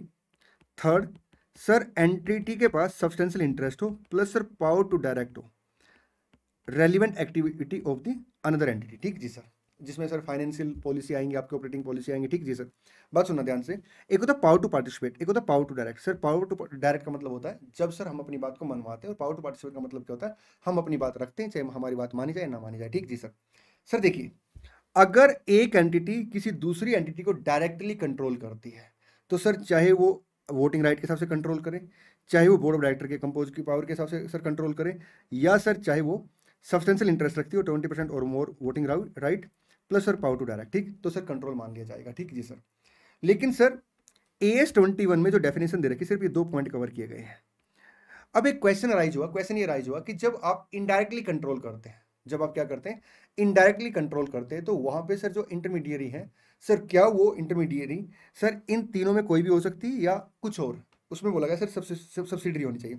सब्सिडरी सिर्फ 2 ही केस में बन सकती है सर। एक, या तो सर आपके पास मोर देन 50% वोटिंग राइट हो, या सर सेकंड आपके पास सर दूसरी एंटिटी के बोर्ड ऑफ डायरेक्टर को कंपोज करने की पावर हो। ठीक जी सर, मैं इसको एक एग्जांपल के थ्रू एक्सप्लेन करता हूँ। जैसे सर ए कंट्रोल करती बी को, बी कंट्रोल करती सी को। ठीक जी सर। सर यहाँ पे जो कंट्रोल है ना वो यहाँ पे पॉइंट 1 और 2 के अकॉर्डिंग है, 1 हो सकता है 2 हो सकता है। ठीक है सर, ये डायरेक्ट कंट्रोल हो गया। ठीक जी सर। सर यहाँ पे जो कंट्रोल है वो थर्ड के अकॉर्डिंग है, इसके अकॉर्डिंग है। ठीक, no doubt sir B C को कंट्रोल कर रही है एज पर AS18 और ये रिलेटेड पार्टी मानी जाएंगी। सर ये दोनों रिलेटेड पार्टी मानी जाएंगी। ठीक जी सर, क्योंकि यहाँ पे कंट्रोल है। सर ए सी को कंट्रोल कर रही है थ्रू बी। ठीक जी सर। अच्छा, जो बी है ना सर, ये क्या होनी चाहिए सर, ये आपकी इंटरमीडियरी जो है ये सब्सिडरी होनी चाहिए। अगर आप देखेंगे सर तो पहले और सेकंड पॉइंट के अकॉर्डिंग सर ये सब्सिडरी बन जाती है, तो सर ये रिलेटेड पार्टी मानी जाएंगी। ठीक जी सर। अब नेक्स्ट एग्जांपल, ए बी और सी। सर बी सी को कंट्रोल करती है आइदर 1 के अकॉर्डिंग, 2 के अकॉर्डिंग और 3 के अकॉर्डिंग। ठीक जी सर। सर ए बी को कंट्रोल करती है सिर्फ थर्ड के अकॉर्डिंग। ठीक जी सर। सर ये दोनों रिलेटेड पार्टी है, डायरेक्ट कंट्रोल है, रिलेटेड पार्टी है, डायरेक्ट कंट्रोल है एज पर AS18। ठीक जी सर। लेकिन सर जो ए सी को कंट्रोल करती है ना थ्रू इंटरमीडियरी, इंटरमीडियरी सर ए की आपके यहाँ पे सब्सिडरी नहीं है, क्योंकि सर यहाँ पे आप देखेंगे तो कंट्रोल सर आपका substantial interest plus power to direct से है सर, ना कि आपका एज ए सब्सिडरी। ठीक जी सर। तो सर यहाँ पे फिर ये दोनों रिलेटेड पार्टी नहीं मानी जाएगी। इट मीन्स क्या है कि जो इंटरमीडियरी होनी चाहिए सर वो आपका सब्सिडरी होनी चाहिए। क्या होनी चाहिए सर? आपकी सब्सिडरी होनी चाहिए। ये पॉइंट काफ़ी इंपॉर्टेंट पॉइंट है। मैं एक काम करता हूँ सर, यहाँ पे आपको रेफर भी करा देता हूँ।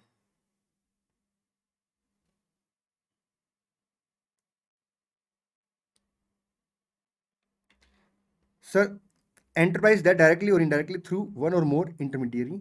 सर ये जो इंटरमीडियरी है सर ये आपकी सब्सिडरी होनी चाहिए। ठीक, चलें जी सर, आगे बढ़ते हैं। सर पैरा 3B के अकॉर्डिंग कहता है कोई भी एंटिटी सर जो ज्वाइंट वेंचर है या एसोसिएट है या उनके इन्वेस्टर सर वो रिलेटेड पार्टी माने जाएंगे। लेकिन हाँ, 2 ज्वाइंट वेंचर सर आपस में रिलेटेड पार्टी नहीं माने जाएंगे। ठीक जी सर। सर पैरा 3C के अकॉर्डिंग वो कहता है कि अगर मान लो सर कोई भी इंडिविजुअल है वो डायरेक्टली या इनडायरेक्टली इंटरेस्ट रखता है सर वोटिंग पावर का सर रिपोर्टिंग एंटिटी में। ठीक जी सर, जो कि उसे कंट्रोल देती है या सिग्निफिकेंट इन्फ्लुएंस देती है। कंट्रोल सर मोर देन 50% वोटिंग राइट से आएगा, और सिग्निफिकेंट इन्फ्लुएंस सर आपका सर 20% या उससे ज्यादा वोटिंग राइट के हिसाब से आएगा। ठीक जी सर। Over the enterprise. ठीक, अगर कोई इंडिविजुअल किसी दूसरी एंटिटी को डायरेक्टली इनडायरेक्टली कंट्रोल करता है या सर आपका सिग्निफिकेंट इन्फ्लुएंस रखता है तो वो इंडिविजुअल सर एंटिटी का रिलेटेड पार्टी मानी जाएगी। ठीक जी सर। और सर उस इंडिविजुअल के रिलेटिव भी, अब इंडिविजुअल के रिलेटिव में कौन कौन आएगा? कहता सर आपका ब्रदर, सिस्टर, आपका सन, आपका sir daughter, spouse, father, mother. ठीक जी सर। हालांकि जब आप सीए फाइनल में आएंगे ना तो मैं आपको इंड AS 24 पढ़ाऊंगा, वहां पे सर बहुत डिटेल में डेफिनेशन। ठीक, वहां पे सर आपका स्पाउस के चिल्ड्रन भी कवर है, डोमेस्टिक पार्टनर भी कवर है, डोमेस्टिक पार्टनर के चिल्ड्रन उसके ऊपर डिपेंडेंट भी कवर है। ठीक जी सर, वहां डिस्कस करेंगे। ठीक जी सर। सर उसके बाद कहता KMP और रिलेटिव ऑफ सच KMP। ठीक जी सर। सर KMP बेसिकली कौन होता है? देखिए कहता है KMP सर वो व्यक्ति है जिसके पास सिर्फ डायरेक्ट डेजिग्नेशन नहीं है, बल्कि उसके पास क्या होनी चाहिए सर? अथॉरिटी होनी चाहिए, रिस्पॉन्सिबिलिटी होनी चाहिए। क्या होनी चाहिए सर उसके पास? अथॉरिटी और रिस्पॉन्सिबिलिटी। किस बात की सर? प्लानिंग की, आपका डायरेक्टिंग की and controlling of the relevant activity of the enterprise. ठीक जी सर। चले, हाँ जी सर। कोई भी ऐसी एंटरप्राइज जिसपे सर जो पर्सन हमने C और D पॉइंट में डिस्कस किया है सर वो एबल है सर आपका सिग्निफिकेंट इन्फ्लुएंस रखने का, ठीक जी सर। एक बात का ध्यान रखना सर, सर केएमपी के रिलेटिव भी सर रिलेटेड पार्टी माने जाते हैं, और यहाँ पे सर रिलेटिव में वही आ जाएंगे सर जो हमने यहाँ पे पॉइंट सी में डिस्कस किया था, ठीक जी सर। सर कुछ पार्टी रिलेटेड पार्टी नहीं मानी जाती, जैसे सर अगर मान लो कॉमन डायरेक्टर दो एंटिटी में, तो सर केवल कॉमन डायरेक्टर होने की वजह से सर दो एंटिटी रिलेटेड पार्टी नहीं मानी जाएगी। लेकिन सर अगर डायरेक्टर के पास एबिलिटी है to affect the policy of the both the company their mutual dealing, तो सर फिर वो रिलेटेड पार्टी बन जाएगी, ठीक जी सर। देखिए सर क्या होता है, जो एंटिटी होती है ना सर, बड़े सारे उसके ऐसे कस्टमर होते हैं सर, आपके सप्लायर होते हैं जिसके ऊपर सर वो डिपेंडेंट होती है, ठीक जी सर। कहते हैं अगर मान लो कोई सिंगल बायर है, सिंगल सप्लायर है, सिंगल सर आपका फ्रेंचाइजर है, आपका डिस्ट्रीब्यूटर है, आपका जर्नल एजेंट है, जिसके ऊपर सर एंटिटी डिपेंड होती है, उसकी सर मेजर ट्रांजैक्शन होती है, तो सर उसे हम कभी भी आपका रिलेटेड पार्टी नहीं मानेंगे, ठीक जी सर। सर पब्लिक यूटिलिटी जैसे आपका प्रोवाइडर ऑफ फाइनेंस है, आपका ट्रेड यूनियन है, आपका सर पब्लिक यूटिलिटी में सर जैसे आपका इलेक्ट्रिसिटी डिपार्टमेंट आ गया, आपका सर जहाँ से सर मान लो वाटर सप्लाई है वो डिपार्टमेंट आ गया, ठीक जी सर। गवर्नमेंट डिपार्टमेंट है सर, उसे हम रिलेटेड पार्टी नहीं मानेंगे। लेकिन सर एक बात का ध्यान रखना, जैसे सर मान लो एक बैंक है, बैंक ने क्या किया आपको लोन दे रखा है, तो सर वो रिलेटेड पार्टी नहीं है। आप उसके लोन के ऊपर डिपेंडेंट हो, सर ये रिलेटेड पार्टी नहीं है, ठीक। लेकिन सर बैंक ने क्या कर रखा है सर, सिग्निफिकेंट इन्फ्लुएंस ले रखा है आपके ऊपर ना, तो सर फिर वो रिलेटेड पार्टी बन जाएगी ड्यू टू सिग्निफिकेंट इन्फ्लुएंस, ठीक जी सर। चलिए अब हम क्या करेंगे सर, क्वेश्चन डिस्कस करेंगे।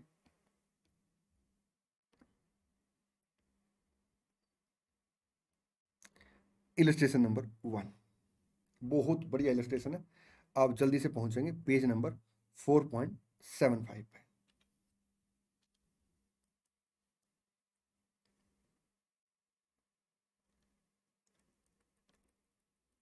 चले जी सर, आइए। Identify the related party in the following case as per AS 18। Sir आपने AS 18 के अकॉर्डिंग क्या करना सर, इन पार्टियों को रिलेटेड पार्टी आइडेंटिफाई करना है। सर ए ने होल्ड कर रखा है बी पे 51%, ठीक है शेयर, तो सर बी ए की सब्सिडरी बन गई। सर बी ने होल्ड कर रखा 51% आपका ओ लिमिटेड पे, जेड ने होल्ड कर रखा 49% ऑफ ओ लिमिटेड। प्लीज ध्यान देना सर, यहाँ पे ओ ने जेड की होल्डिंग नहीं ले रखी, बल्कि जेड ने सर क्या कर रखा है, ओ में होल्ड कर रखा है 49%। तो सर एक तरीके से सर क्या हो गया सर, जो जेड है ना, अगर 20% से लेके 50% तक की होल्डिंग रखता है, तो सर उसे हम सिग्निफिकेंट इन्फ्लुएंस बोलते हैं, एसोसिएट बोलते हैं, जब तक कि सर ज्वाइंट कंट्रोल का एग्रीमेंट ना हो, ठीक जी सर। तो यहाँ पे सर कोई ऐसा एग्रीमेंट क्वेश्चन ने मेंशन नहीं कर रखा, तो सर ओ जेड के लिए क्या बन गई, एसोसिएट बन गई, ठीक जी सर। आइए, और सर जेड कौन बन गया, इन्वेस्टर बन गया, ठीक जी सर। अब उसने पूछा है कि आपने आइडेंटिफाई करना रिलेटेड पार्टी। अगर मैं ए के पॉइंट ऑफ से बात करूं तो सर बी सब्सिडरी, और सर आपका सर थ्रू सब्सिडरी सब्सिडरी होगी, तो क्योंकि अंडर कॉमन कंट्रोल आ गया ना, ठीक। तो ए के लिए सर रिलेटेड पार्टी बी और ओ बन जाएगी, ठीक जी सर। सर देखिए जेड और बी दोनों इन्वेस्टर हैं सर, ये अपने एसोसिएट या सब्सिडरी के रिलेटेड पार्टी बनेंगी, ठीक जी सर। लेकिन सर दो इन्वेस्टर आपस में रिलेटेड पार्टी नहीं हो सकते, ठीक है जी सर। बी की बात करें तो ए और ओ, एक होल्डिंग एक सब्सिडरी। ओ की बात करें तो सर बी होल्डिंग, ये आपका पेरेंट की भी होल्डिंग है, अल्टीमेट होल्डिंग बोलते हैं इसको, ए बी। और सर आपका जेड आ गया इन्वेस्टर, ठीक। अगर जेड की बात करें तो सर आपका ओ आएगा एज ए आपका एसोसिएट, ठीक जी सर। चले हाँ जी, आइए। Illustration 2, consider a scenario wherein A has 60% voting right in B, ठीक है। A also has 22% voting right in C, okay. Associate, subsidiary. B limited has 30% voting right in C. Sir B के 30% voting right यहाँ पे है, ठीक जी sir. अब ये देखिए सर, यहाँ पे अगर आप देखेंगे तो सर A की बात कौन मानेगा, B। C में सर जो भी डिसीजन लिया जाएगा सर B और A मिलकर ले लेंगे, क्योंकि more than sir 50% voting right है, ठीक। तो सारी सर आपस में रिलेटेड पार्टी बन जाएंगी, ठीक जी sir. Whether C is a be treated as under AS as related party related to A limited, sir वो तो वैसे भी रिलेटेड पार्टी बन रही थी एसोसिएट की वजह से, और अब सर उसके ऊपर कंट्रोल भी आ गया इनडायरेक्टली, ठीक जी sir. Yes in relation to A limited the reporting enterprise C limited is a related party under AS 18, this is because A limited indirectly control C limited. In this case A limited together with its subsidiary B limited control more than 1/2 of the voting right, ठीक। चले जी sir, चलिए illustration 3। Consider a scenario wherein X Limited hold 28% voting right in Y Limited. Hence, Y Limited is an associate of X Limited. ठीक है. Y Limited hold 32% voting right in Z Limited. Hence, Z Limited is an associate of Y Limited. बिल्कुल ठीक है.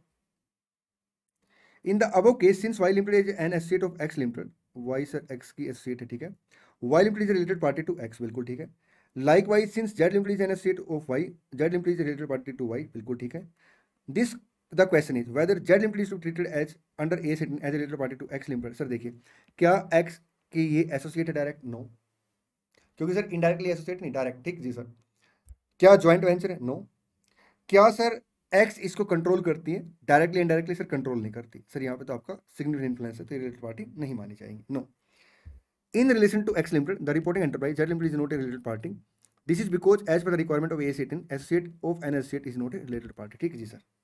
चलिए illustration number 4 पे चलते हैं.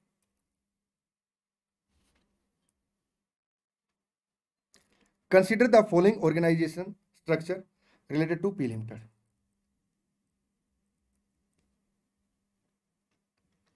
P ने 80% शेयर ले रखे सर Q Limited के. ठीक जी सर.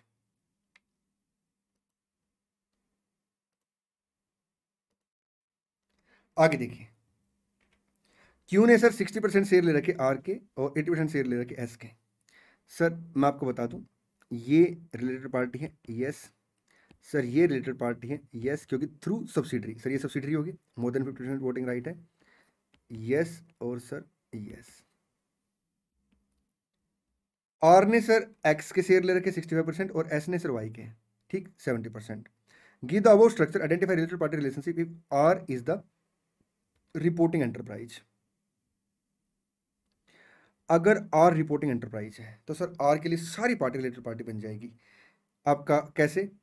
सर देखिए, एक्स जो है वो सब्सिडरी होगी, क्यू होल्डिंग होगी, पी अल्टीमेट होल्डिंग होगी, एस सर आपकी फेलो सब्सिडरी होगी, ये फेलो सब्सिडरी की सब्सिडरी होगी. ठीक है, डायरेक्टली इनडायरेक्टली कंट्रोल है सर. ठीक. The following table identify the related party relationship for R limited being the reporting enterprise P limited.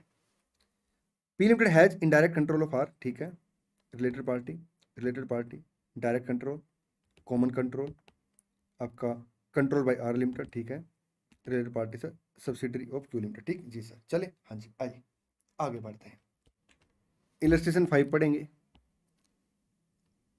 Consider the following organization structure related to uh limited, the ultimate parent company of a group, wherein uh limited has made the following investment in 2 of the wholly owned subsidiaries. आपका subsidiary 1 और 2, यहाँ देखिए sir, आपका subsidiary 1 और 2 100% subsidiary है, मतलब 100% share ले रखे. ठीक जी सर.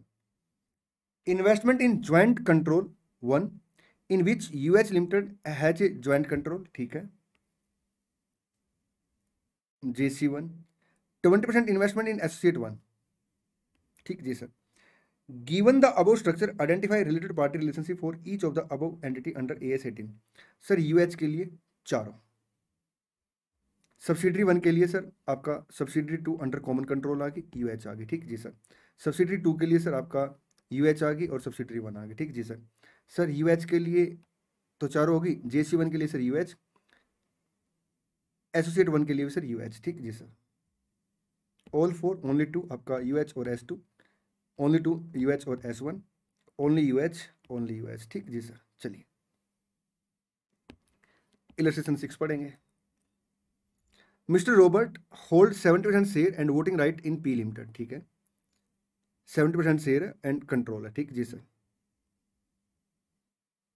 भाई 70% वोटिंग राइट आते कंट्रोल आ गया. ठीक जी सर. अच्छा, Mrs and spouse of Mister Robert. ठीक है, P limited are the related.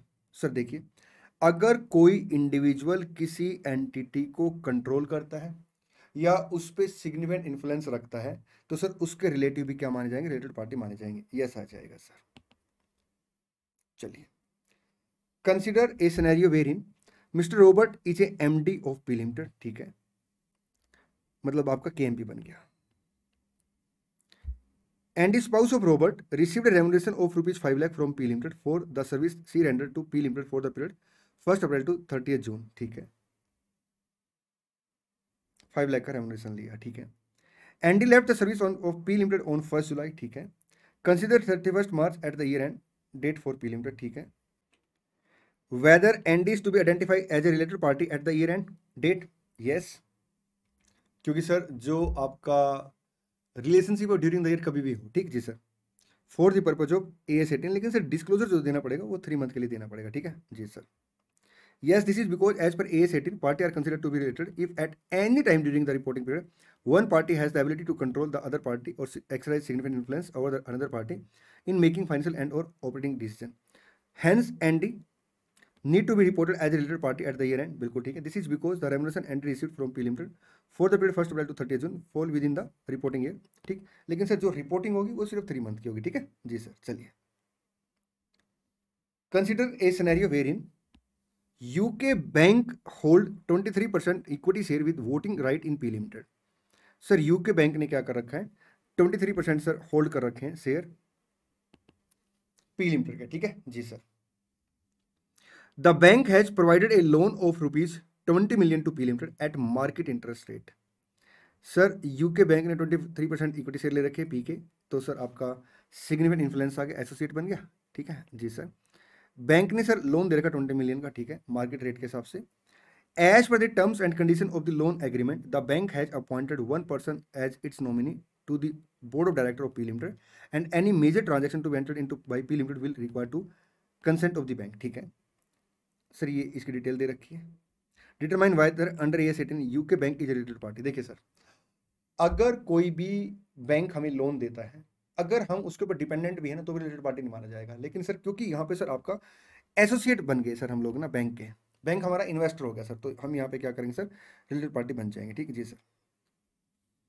In the instant case the UK bank hold 23% share with voting right in P limited and hence is deemed to be exercise सिग्नल influence over P limited, ठीक है जी sir.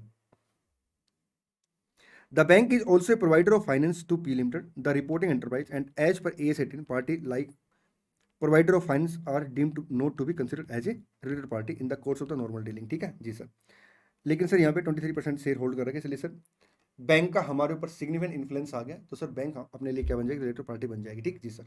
चले हाँ जी, देखिए क्या लिखते हैं।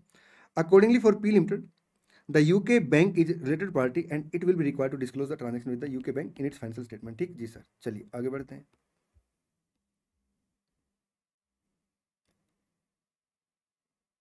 क्वेश्चन नंबर सर आपका 9 पढ़ेंगे।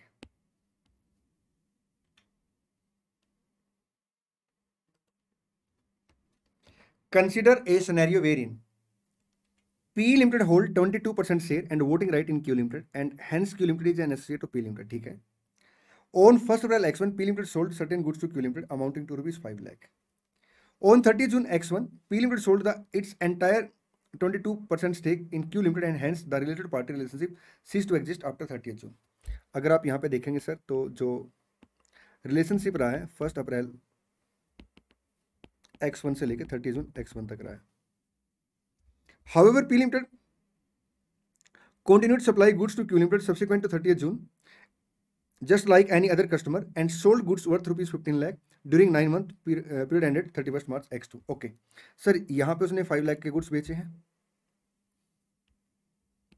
और 15 लाख के गुड्स सर यहाँ से लेके यहाँ तक बेचे हैं। मैं आपको बता दूं, ईयर एंड से रिलेटेड पार्टी माने जाएंगे, लेकिन जो डिस्क्लोजर होगा सिर्फ और सिर्फ इसका 3 मंथ का होगा ड्यूरिंग रिलेशनशिप सर, जो भी ट्रांजेक्शन होगी, ठीक जी सर। ऑन 30th जून, अच्छा consider 31st March X2 eight the year and, ठीक है। अच्छा यहाँ पे उसी को डायग्राम में प्रेजेंट कर रखा है।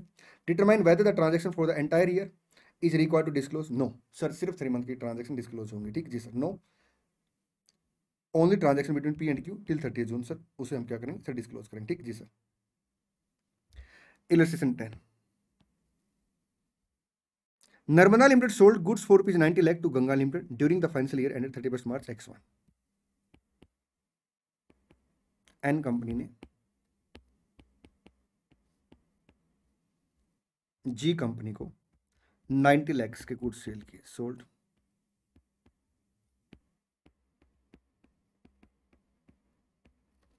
गुड्स ऑफ ₹90 lakhs, ठीक जी sir.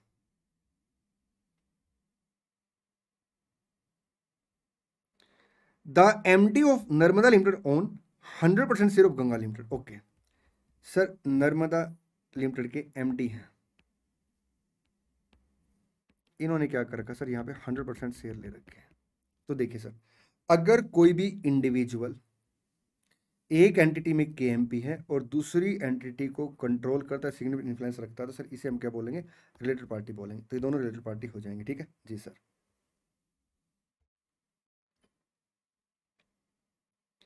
The sale were made to Ganga limited at the normal selling price by Narmada limited. Sir irrespective of की ट्रांजैक्शन आपकी आर्म लेंथ प्राइस पे या सर डिफरेंट प्राइस पे हमें क्या करना पड़ेगा सर, डिस्क्लोजर देना पड़ेगा, ठीक।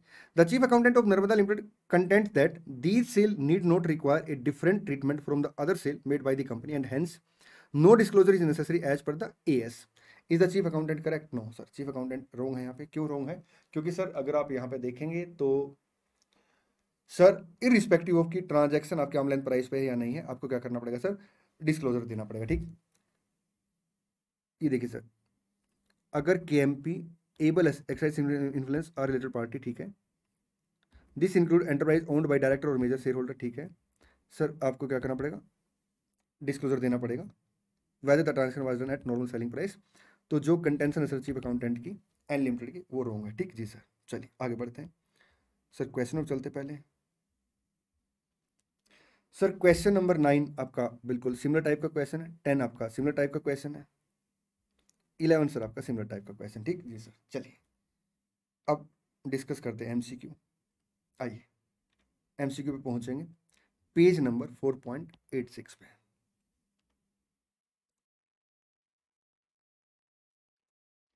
According to AS 18 related party disclosure, which one of the following is not related party of Skyline limited. Sir इसमें से कौन सी रिलेटेड पार्टी नहीं मानी जाएगी? A share holder of sky limited owning 30% of the ordinary share capital. Sir बिल्कुल related party मानी जाएगी, क्योंकि सर अगर आप देखेंगे तो जिसके पास 30% शेयर है उसका सिग्निफिकेंट इन्फ्लुएंस अपने ऊपर आ गया, ठीक जी sir. An entity providing banking facility to sky limited at the in the normal course of business. Sir इसे रिलेटेड पार्टी नहीं मानेंगे, ठीक जी सर। एसोसिएट से रिलेटेड पार्टी मानी जाएगी, केएमपी रिलेटेड पार्टी माना जाएगा, ठीक जी sir. Question 2, are the following statements in relation to related party true और फॉल्स। सर रिलेटेड पार्टी के रिलेशन में जो स्टेटमेंट है क्या वो ट्रू है या फॉल्स है? दो स्टेटमेंट दे रखी सर यहाँ पे, फॉलोइंग स्टेटमेंट्स लिखा है। According to AS 18 related party disclosure, a party is related to another entity that is a jointly control. बिल्कुल सर ट्रू है। A party is related to another entity that it control, true है। अब sir यहाँ पे देखना पड़ेगा true true कौन से ऑप्शन में, सर डी में। Which of the following is not a related party as envisaged by AS 18 related party disclosure. Sir हम इसमें से किसी रिलेटेड पार्टी नहीं मानेंगे, ठीक जी sir. A director of the entity sir KMP हो जाएगा। The parent company of the entity sir control करेगा entity. A share holder of the entity that hold 1% stake in the entity, no sir, इसे related party नहीं मानेंगे, ठीक। The spouse of the MD sir आपका KMP के related party माने जाते हैं, ठीक जी sir. According to AS 18 related party disclosure, related party transaction is a transfer of resource और obligation between related party provided a price is charge for such transfer. Sir false. चले जी sir. According to AS 18 related party disclosure, party are consider to be related if and only at the end of the reporting period. नहीं sir, आपका during the year कभी भी sir वो related party हो सकती है, सर फॉल्स। चले जी सर, आइए इसी के साथ सर AS 18 समाप्त होता है। सर एक बार ना एक काम करो, मैंने कहा हाँ जी, AS 18 का जो MCQ नंबर 4 है इसका रीजन एक्सप्लेन कर दो।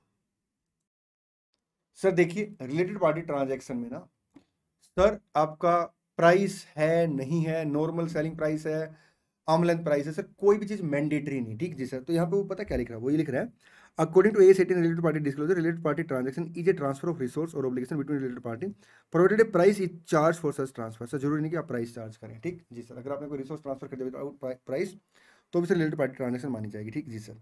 हमें अकॉर्डिंगली डिस्क्लोज करना पड़ेगा।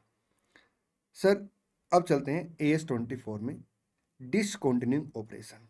आइए पहले मैं एक काम करता हूँ, AS 24 का कॉन्सेप्ट आपको रिवाइज कराता हूँ और एक बड़ी प्यारी सी बात आपको बताता हूँ, क्योंकि सर AS 24 की क्लैरिटी में स्टूडेंट को कुछ कन्फ्यूजन रहती है। मैं स्टार्टिंग के 5 से 7 मिनट लूंगा सर, इसमें कॉन्सेप्ट एक्सप्लेन करूंगा इसके, ठीक है। और आप देखेंगे सर इसमें आपको बहुत हाई लेवल की क्लैरिटी आएगी। देखिए सर होता क्या है, एक कंपनी है एक्स लिमिटेड, ठीक जी सर। सर वो मेनली ना 3 बिजनेस करती है, वो मेनली 3 बिजनेस करती है। सर एक तो उसके यहाँ पे होटल है सर, एक वो कार की सेल करती है, और सर मान के चलते हैं एक वो आपका सेल ऑफ बिल्डिंगों की सेल करती है, ठीक है, बिल्डर है, ठीक जी सर। अब सर कंपनी ने क्या किया सर, जो होटल है ना उसे बंद कर दिया है। This is called discontinued operation. Sir ये AS24 के स्कोप से बाहर है। मतलब सर मतलब ये है कि सर AS24 बात करता है डिसकंटिन्यूइंग ऑपरेशन की, ना कि डिसकंटिन्यूड ऑपरेशन की। किसकी बात करता है सर? डिसकंटिन्यूइंग ऑपरेशन की बात करता है, ना कि डिसकंटिन्यूड ऑपरेशन। मतलब एक ऐसा ऑपरेशन सर जो डिसकंटिन्यू, मतलब जो बंद हो रहा है, ठीक जी सर। अब सर डिसकंटिन्यूइंग ऑपरेशन किसे मानेंगे? कहता है सर एक एंटिटी का कंपोनेंट जो 3 कंडीशन पूरी करता है उसे हम क्या बोलेंगे सर? डिसकंटिन्यूइंग ऑपरेशन मान के चलेंगे। सर अब ये देखिए सर, ये एक आपका सेपरेट कंपोनेंट है। अगर ये कंपोनेंट सर 3 कंडीशन पूरी करेगा तो सर इसे हम क्या मान के चलेंगे सर? आपका सर डिसकंटिन्यूइंग ऑपरेशन मान के चलेंगे। सबसे पहली कंडीशन है सर ये है कि सर ये ना, मैं पहले सेकंड कंडीशन बता देता हूँ बल्कि ना। सर सेकंड कंडीशन ये है कि सर ये ना रिप्रेजेंट करता है एक separate major line of business को। जैसे सर मान लो हम लोग ना 2 मेन प्रोडक्ट बेचते हैं सर, एक प्रोडक्ट को सर ये आपका सर आपका रिप्रेजेंट करता है। एग्जांपल के तौर पे sir hotel, sale of car, sale of building, sir ये अलग अलग अपने 3 कंपोनेंट है सर। ये कंपोनेंट आपका सेपरेट बिजनेस लाइन है, ठीक। या फिर sir separate geographical area of operation है, ठीक जी सर। सेकंड सर उसे हम ऑपरेशनली और फाइनेंशियल रिपोर्टिंग पर्पज के लिए सर अलग से डिस्टिंग कर सकते हैं, ठीक जी सर। मतलब उसकी सर जो रिपोर्टिंग होती है ना फाइनेंशियली या ऑपरेटिंग, ठीक जी सर, वो इनसे अलग रिपोर्टिंग होती है, ठीक जी सर। थर्ड सर हम उसे सिंगल प्लान के तहत सर क्या कर रहे हैं? डिस्पोज कर रहे हैं, ठीक जी सर। वो अलग बात है सर, सिंगल प्लान के तहत जो हम डिस्पोज करते हैं तो अलग अलग अल्टरनेटिव है। मतलब ये है कि सर देखिए सर सिंगल प्लान का मतलब क्या है कि हम एक साथ सर उसे बेचना चाहते हैं। अब सर उसे एक साथ बेचने के लिए सर हम क्या करेंगे? मतलब हमने ऐसे बोलता हूँ सर, सिंगल प्लान का मतलब क्या है कि हमने सर एक प्लान बनाया है उसे डिस्पोज करने का। हाँ, उसे डिस्पोज करने के सर 3 अलग अलग तरीके हो सकते हैं, ठीक है जी सर। सर आप उसे एंटायरली सर बेच सकते हैं, ठीक जी सर। सर आप डीमर्जर करके सर उसे ट्रांसफर कर सकते हैं। डीमर्जर का मतलब क्या होता है कि जैसे मान लो एक्स लिमिटेड कंपनी है, इसने क्या किया, एक वाई लिमिटेड कंपनी बनाई, ठीक जी सर, और वाई लिमिटेड को सर होटल ट्रांसफर कर दिया, ठीक। और वाई लिमिटेड ने जो पेमेंट की वो एक्स को पेमेंट ना करके सर इसके शेयर होल्डर को पेमेंट की, इसे हम बोलते हैं डीमर्जर, ठीक जी सर। सर या सर हम इसे टुकड़ों में बेचते हैं। सर आप तो कह रहे हो सिंगल प्लान, बेटा देखिए बेचने का प्लान एक है सर, अब बेचा कैसे जाएगा सर? उसमें 3 अल्टरनेटिव है। पहला अल्टरनेटिव सर आप उसे सर एंटायरली बेच सकते हैं, डिस्पोज ऑफ कर सकते हैं सर, आपका स्पिन ऑफ ऑफ ओनरशिप कर सकते हैं, ठीक जी सर। सर आप उसे डीमर्जर कर सकते हैं, ठीक जी सर। सेकंड सर आप उसे टुकड़ों में बेच सकते हैं। अब होता कैसा, जैसे मान लो होटल इंडस्ट्री, ठीक जी सर, हमने फैसला किया कि हम अपना होटल बिजनेस बेचेंगे, ठीक है जी सर। अब सर इसकी जो असेट और लायबिलिटी सर सेटल हो रही है वो सर आपका अलग अलग सेटल हो रही है, तो सर वो भी हम सिंगल प्लान के तहत ही मान के चलेंगे, ठीक है, क्योंकि हमने बेचने का सर जो डिसीजन लिया वो एक प्लान के तहत लिया, ठीक जी सर। सर हम उसे सर अबेंडेंट कर रहे हैं थ्रू टर्मिनेटिंग, ठीक जी सर। चले, हाँ जी। अब यहाँ पे स्टूडेंट को कंफ्यूजन क्या रहती है सर? कंफ्यूजन ये रहती है कि कोई भी जब क्वेश्चन आता है ना, और उस क्वेश्चन में सर जैसे मान लो कोई प्रोडक्ट है वो बंद हो रहा है उसका प्रोडक्शन ना, ठीक है, स्टूडेंट को लगता है सर ये डिसकंटिन्यूइंग ऑपरेशन होगा। नहीं सर, सर कुछ चीजें डिसकंटिन्यूइंग ऑपरेशन नहीं मानी जाती। जैसे सर आपका ग्रेजुअली सर आप क्या कर रहे हो, या इवोल्यूशनरी सर आप क्या कर रहे हो सर, किसी प्रोडक्ट लाइन से या क्लास ऑफ सर्विस से सर आप फेस आउट कर रहे हैं, ठीक जी सर। सर जैसे मान लो अब ना क्या हुआ, एग्जांपल के तौर पे सर इलेक्ट्रॉनिक कार की सर डिमांड आ गई, ठीक है, तो हमने क्या किया, हमने डिसाइड किया कि अरे एक काम करते हैं, जो पेट्रोल वाली कार है ना इसे ना सर ग्रेजुअली बंद करेंगे। ग्रेजुअली कैसे सर? जैसे मान लो 10% से इसका प्रोडक्शन पहले कम कर दिया, फिर 15% से प्रोडक्शन कम कर दिया, ऐसे ग्रेजुअली बंद कर रहे हैं हम लोग ना, एक सिंगल प्लान के तहत सर इसे डिस्पोज नहीं करें, ठीक जी सर। तो सर ये आपका डिसकंटिन्यूइंग ऑपरेशन नहीं माना जाएगा, ठीक जी सर। सर होता क्या है कि जैसे मान लो हमारा सीजनल बिजनेस है, अब हम गर्मियों के कपड़े बनाते हैं, सर्दियों के कपड़े बनाते हैं, ठीक। तो सर जब सर्दियां स्टार्ट होंगी उससे 1 महीना पहले गर्मियों के कपड़ों का हम लोगों ने क्या किया, प्रोडक्शन बंद कर दिया, तो सर ये आपका डिसकंटिन्यूइंग ऑपरेशन नहीं माना जाएगा। सर हम लोग क्या करते हैं, प्लान के तहत ना प्रोडक्ट मिक्स में चेंज कर लेते हैं, ठीक है, तो सर ये आपका डिसकंटिन्यूइंग ऑपरेशन नहीं कहलाता, ठीक जी सर। सर कभी कभी क्या होता है, टाइम बिंग के लिए हम एक प्रोडक्ट को होल्ड कर देते हैं, it's not a discontinuing operation, ठीक जी सर। अब सर AS24 ये कहता है कि आपको क्या करना पड़ेगा, डिसकंटिन्यूइंग ऑपरेशन के बारे में डिस्क्लोजर देना पड़ेगा। लेकिन वो डिस्क्लोजर हम कब देंगे? कहता है सर आप वो डिस्क्लोजर देंगे सर IDE से, जिसे हम प्यार से बोलते हैं सर आपका इनिशियल डिस्क्लोजर इवेंट। मतलब सर, मतलब ये है कि जब इनिशियल डिस्क्लोजर इवेंट हो जाएगा, हम उस डेट से क्या करेंगे सर, डिसकंटिन्यूइंग ऑपरेशन का डिस्क्लोजर देना स्टार्ट कर देंगे। फिर से मेरी बात सुनना सर, AS24 ये कहता है कि डिसकंटिन्यूइंग ऑपरेशन वो ऑपरेशन है जिसे सर आप क्या करेंगे सर, जिसे आप सिंगल प्लान के तहत डिस्पोज करेंगे। ठीक है, अभी डिस्पोज किया नहीं, करेंगे। ठीक है जी सर। सर आपका geographically separate area of operation है, या सर आपका सेपरेटली बिजनेस सेगमेंटेड, जो सर डिस्टिंक्ट है ऑपरेशनली और फाइनेंशियल रिपोर्टिंग पर्पज के लिए। ठीक जी सर। तो सर उसे आप क्या बोलेंगे, डिसकंटिन्यूइंग ऑपरेशन। ठीक, अब डिसकंटिन्यूइंग ऑपरेशन का डिस्क्लोजर कब से आएगा, बुक्स ऑफ अकाउंट में। ठीक है, फाइनेंशियल स्टेटमेंट में, मतलब ठीक, फाइनेंशियल स्टेटमेंट में से डिस्क्लोजर कब से आएगा, कहता सर जब इनिशियल डिस्क्लोजर इवेंट हो जाएगा। अब इनिशियल डिस्क्लोजर इवेंट हम कब मान के चलेंगे, कहता सर दो में से अगर एक भी घटना घट गई तो हम लोग मान के चलेंगे कि इनिशियल डिस्क्लोजर इवेंट है। या तो आपने क्या किया हो सर, जो आपका डिसकंटिन्यूइंग ऑपरेशन है ना, उसके अंदर सर जो सब्सटेंशियली असेट है उसको बेचने का सर आपने एक बाइंडिंग सेल एग्रीमेंट कर लिया है, मतलब अब डिसकंटिन्यूइंग ऑपरेशन हो जाएगा। ठीक जी सर। या सर आपने बाइंडिंग सेल एग्रीमेंट नहीं किया, लेकिन सर जो भी आपकी अप्रूविंग अथॉरिटी है, ठीक, या आपके जैसे बोर्ड ऑफ डायरेक्टर है, ऐसे बोलता हूँ सर, जो आपके बोर्ड ऑफ डायरेक्टर है या सिमिलर गवर्निंग बॉडी है, ठीक जी सर, उसने क्या किया सर, उसने ना एक डिटेल प्लान को अप्रूव कर दिया, फॉर्मल प्लान को। ठीक जी सर।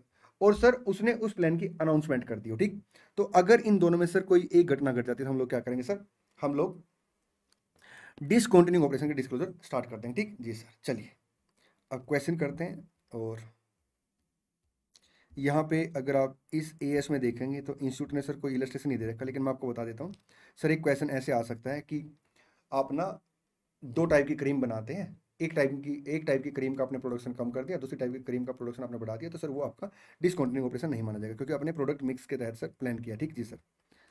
दूसरा क्वेश्चन सर यहाँ पे जो आता है वो इन्होंने सर ये एक इलस्ट्रेशन दे रखा है। ठीक जी सर, मतलब एक क्वेश्चन दे रखा है, पढ़ेंगे क्वेश्चन, और ये क्वेश्चन मोस्ट इंपॉर्टेंट है। सेम क्वेश्चन सर RTP में भी है, मैंने वहां पे भी कवर कराया, कोई बात नहीं, मैं यहाँ पे भी कवर करा देता हूँ। ठीक, क्योंकि मैंने सर यहाँ पे स्टडी मटेरियल के सारे इलस्ट्रेशन क्वेश्चन कवर कराने हैं आपको ना। Rohini limited is in the business of manufacture of passenger car and आपका commercial vehicle. The company is working on a strategic plan to close the production of passenger car and to produce only commercial vehicle over the coming 5 year. Sir Rohini limited ने क्या किया sir, वो business करती है आपका manufacture of passenger car का और commercial vehicle का। ठीक, company is working on a strategic plan to close the production of passenger car and to produce only commercial vehicle over the coming 5 year. Sir अगले 5 साल के अंदर उसने decide किया कि वो क्या करेगी, प्रोडक्शन जो है आपका पैसेंजर कार का वो बंद कर देगी और sir only commercial vehicle produce करेगी। ठीक, however no specific plan have been drawn up for the sale of neither the division nor the asset. Sir देखिए, एक आपका स्पेसिफिक प्लान होना चाहिए, तो आपने बाइंडिंग सेल एग्रीमेंट कर लिया हो मेजर एसेट को सेल करने का, या फिर सर आपने क्या किया हो सर, आपने सर एक फॉर्मल प्लान बना लिया और उस फॉर्मल प्लान को सर अनाउंस कर दिया। ठीक है, बोर्ड ऑफ डायरेक्टर ने। ठीक, as part of the prospective plan it will reduce the production of passenger car by 20% annually. और एक मैं आपको बता दूं सर, ये जो प्लान होगा ये टाइम बाउंड होगा। ठीक है, और सर इसे जो आपका अथॉरिटी है सर उसे अप्रूव कर दे। ठीक जी sir. As part of its prospective plan, it will reduce the production of passenger car by 20% annually. It also plan to establish another new factory for the manufacture of commercial vehicle. Sir वो plan कर रही sir, अभी उसने कोई execute वगैरह नहीं किया, another manufacturing plant of the commercial vehicle के लिए। ठीक जी sir. And transfer surplus employ in a phased manner. ठीक, you are required to comment if mere gradual phasing out in itself can be considered as a discontinuing operation। बिल्कुल भी नहीं sir, आपके पास sir formal plan होना चाहिए। ठीक है जी सर, सर उसे अनाउंस कर देना चाहिए। ठीक जी सर, और आपका डिसकंटिन्यूइंग ऑपरेशन की आप डेफिनेशन में यहाँ पे लिखेंगे। ठीक, if the company pass a resolution to sell some of the asset in the passenger car division, ठीक है, and also to transfer few asset of the passenger car division to the new factory, does this trigger the application. Sir यहाँ पे कोई time bound नहीं है sir, कोई closure road map नहीं है, जो न्यू फैक्ट्री सर आपकी ओपन होगी सर, स्टार्टिंग डेट क्या रहेगी सर, उसका रोड मैप मिसिंग है। ठीक, तो हम इसे डिसकंटिन्यूइंग ऑपरेशन नहीं मानेंगे। Would your answer to second be different, above be different, if the company resolved to sell the asset of the passenger car division in a phased but time bound manner? Sir उस case में हम इसे discontinuing operation मान लेंगे। ठीक जी sir. Solution एक बार इसका आप रेफर कर लेना, लास्ट में सॉल्यूशन दे रखा है। आइए अब बात करते हैं सर आपके एमसीक्यू की। पेज नंबर सर 4.128 पे पहुंचेंगे।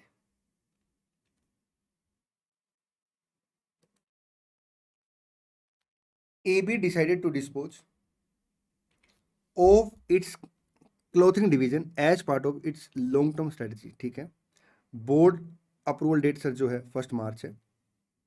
Date of formal announcement made to affect party. Sir हमें फॉर्मल अनाउंसमेंट करनी होती है सर, आपका इसने पूछा है। Date of initial disclosure event, sir हम इनिशियल डिस्क्लोजर इवेंट मानेंगे सर, बोर्ड ने अप्रूव कर दिया और सर उसे अनाउंस कर दिया फॉर्मल प्लान को, ठीक है, या बाइंडिंग सेल एग्रीमेंट हो, ठीक है, विच एवर इज अर्लियर।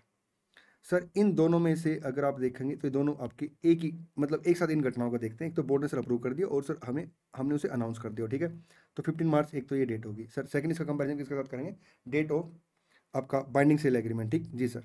इन दोनों में सर कोई एक घटना घट जाए तो सर जैसे कोई पहली घटना घटेगी हम लोग क्या करेंगे सर, उसे सर इनिशियल डिस्क्लोजर इवेंट मान लेंगे, ठीक जी सर, मतलब उस डेट को इनिशियल डिस्क्लोजर इवेंट आ जाएगा और डिस्क्लोजर स्टार्ट हो जाएगा डिस्कंटिन्यूइंग ऑपरेशन का, ठीक। Date of binding sale agreement sir आपका 1 जुलाई है। रिपोर्टिंग डेट सर 31 मार्च X1, ठीक है। The date of initial disclosure event would be sir 15 March आ गया। To qualify as a component that can be distinct operationally and for financial reporting purpose, the condition to be met is the operating asset and liability of the component can be directly attributed to it, बिल्कुल ठीक है sir. Its revenue can be directly attributed to it, बिल्कुल ठीक है। At least a majority of its operating expenses can be directly attributed to it, बिल्कुल ठीक है। All of the above आ जाएगा, ठीक जी सर। चले हाँ जी। Identify which of the following statement is incorrect, sir आपने इनकरेक्ट स्टेटमेंट बतानी है, प्लीज ध्यान देना, इनकरेक्ट, ठीक जी sir. A discontinuing operation is a component of an enterprise that represent a separate major line of business or geographical area of operation, sir बिल्कुल correct है, हमें इनकरेक्ट सेलेक्ट करनी है। A discontinuing operation is a component of an enterprise that can be distinct operationally and for financial reporting purpose, sir बिल्कुल ठीक है। A discontinuing operation is a component of an enterprise that may or may not be distinct operationally and for financial reporting purpose, sir देखिए discontinuing operation is a component of an enterprise that may और may not be distinct, sir वो distinct होना चाहिए sir, तो sir ये आपका incorrect आ गया। A discontinuing operation may be disposed if it's entirely or piecemeal but always pursuant to an overall plan to discontinue the entire component, बिल्कुल sir, आप उसे तो टुकड़ों में बेच सकते हैं लेकिन प्लान एक होना चाहिए सर, सिंगल प्लान होना चाहिए सर, ये भी आपका ट्रू है, ठीक। तो फॉल्स सर कौन सा हो गया आपका, C point. Identify the incorrect statement, discontinuing operation are infrequent event, ठीक है, but this does not mean that all infrequent event are discontinuing operation, बिल्कुल ठीक है sir. Sir discontinuing operation sir कभी कभी होता है लेकिन हर कभी कभी वाली घटना सर डिसकंटिन्यूइंग ऑपरेशन नहीं होगी, सर ये करेक्ट है, हमें इनकरेक्ट को सर टिक करना।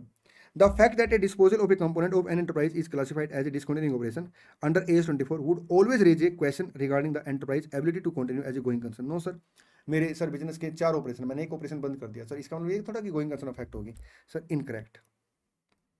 For recognizing and measuring the effect of discontinuing operation, AS24 does not provide any guidelines,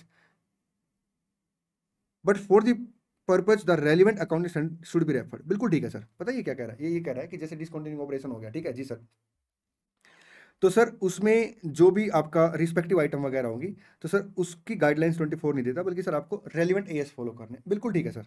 फिर से पढ़िए, for recognising and measuring the effect of discontinuing operation AS24 does not provide any guidelines but for the purpose the relevant accounting standard should be refer, ठीक जी sir. चले हाँ जी। An enterprise shall include a description of the discontinuing operation in its financial statement, beginning with the financial statement for the period in which the initial disclosure event occur, बिल्कुल ठीक है sir, उस date से disclosure sir start हो जाता है, ठीक। चले हाँ जी सर, आइए अब चलते सर AS25 में। AS25 का नाम है सर आपका इंटरिम फाइनेंशियल रिपोर्टिंग।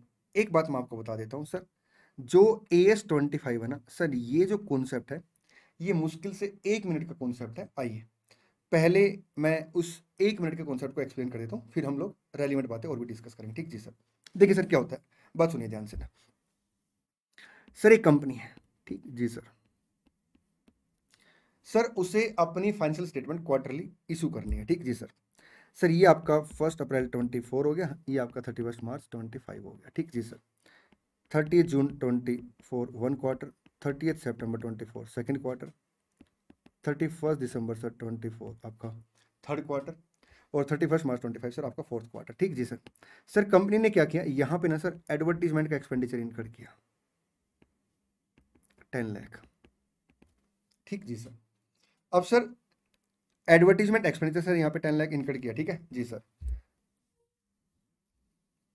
अब कंपनी को इसका जो बेनिफिट मिलेगा 10% यहाँ मिलेगा, 70% यहाँ मिलेगा, 5% यहाँ मिलेगा और 15% बेनिफिट यहाँ मिलेगा। ठीक जी सर।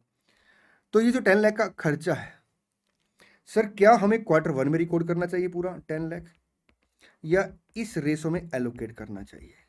बस इतना सिंपल सा क्वेश्चन है और इसी में सर AS25 का मेजर कॉन्सेप्ट समाप्त हो जाएगा।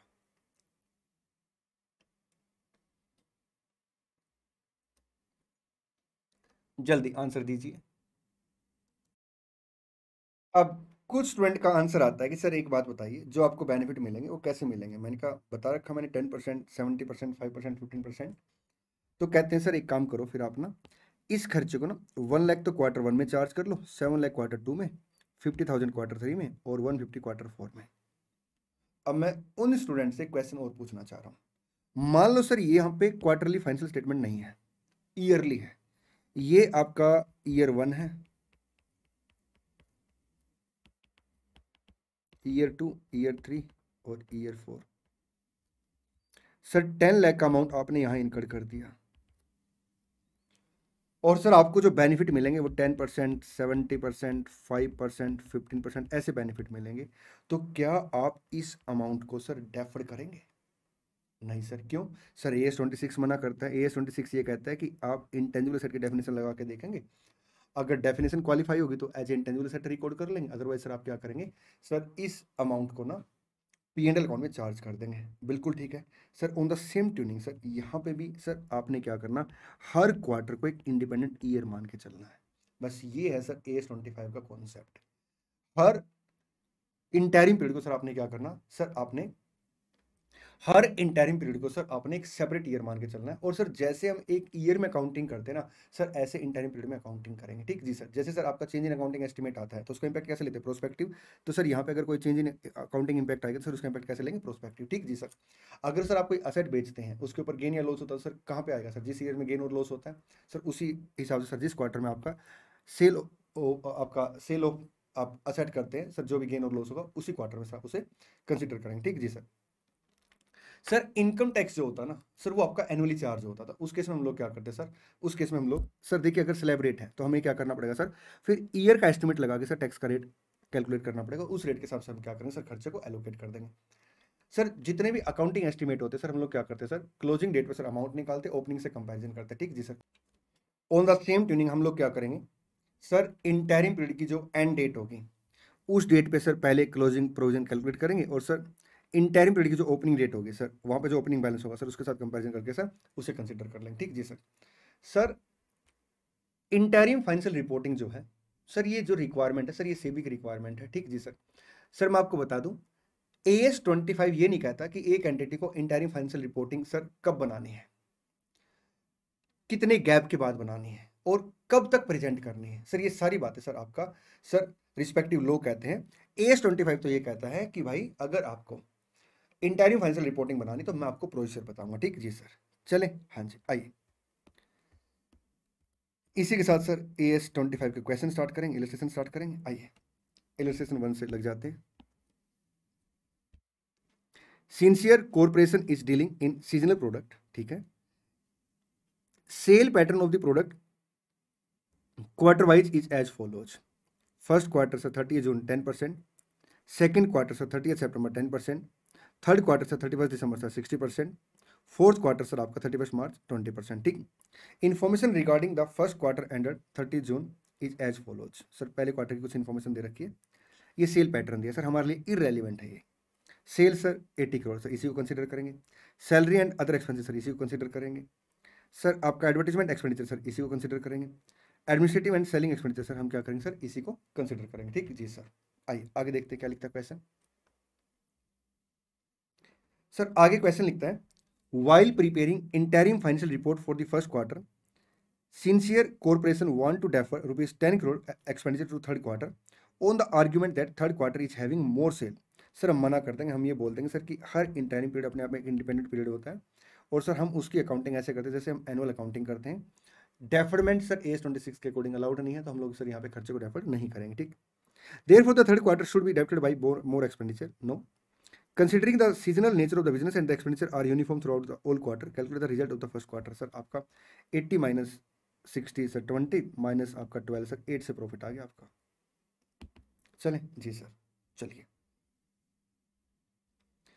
Illustration number 2। The accounting year of x limited and on 30th September. Sir ये बहुत प्यारा क्वेश्चन है and it make its report quarterly, ठीक है। However, for the purpose of tax, year end 31st March every year, ठीक है। For the accounting year from 1st October to 30th September X1, the quarterly income is as under। Sir ये quarterly income दे दी, ठीक है जी sir. Sir diagram बनाते हैं, क्योंकि इस क्वेश्चन में और एक इस टाइप का क्वेश्चन होता है, दोनों में एक मेजर डिफरेंस है। क्या मेजर डिफरेंस है बात करेंगे। देखिए सर यहाँ पे फर्स्ट क्वार्टर आपका एंड होता है 31 दिसंबर को,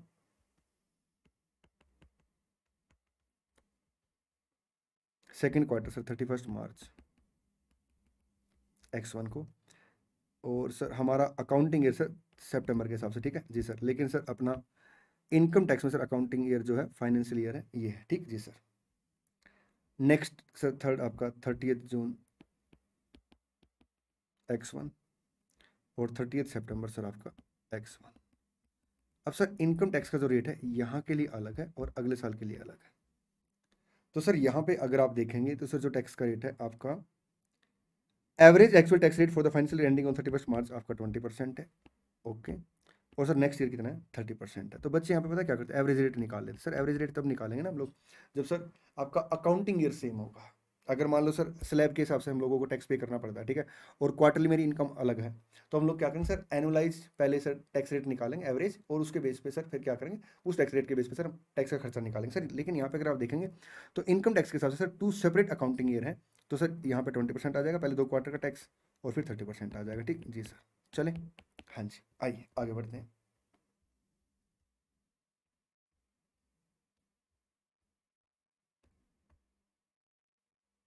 Illustration number 3.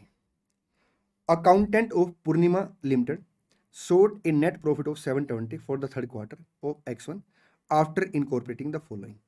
Sir P limited के अकाउंटेंट ने एक प्रॉफिट दिखाया 720 का फॉर द थर्ड क्वार्टर, ठीक है, after incorporating the following. Sir इनको इनकॉर्पोरेट करने के बाद bad debt of 40,000 incur during the quarter, ठीक है।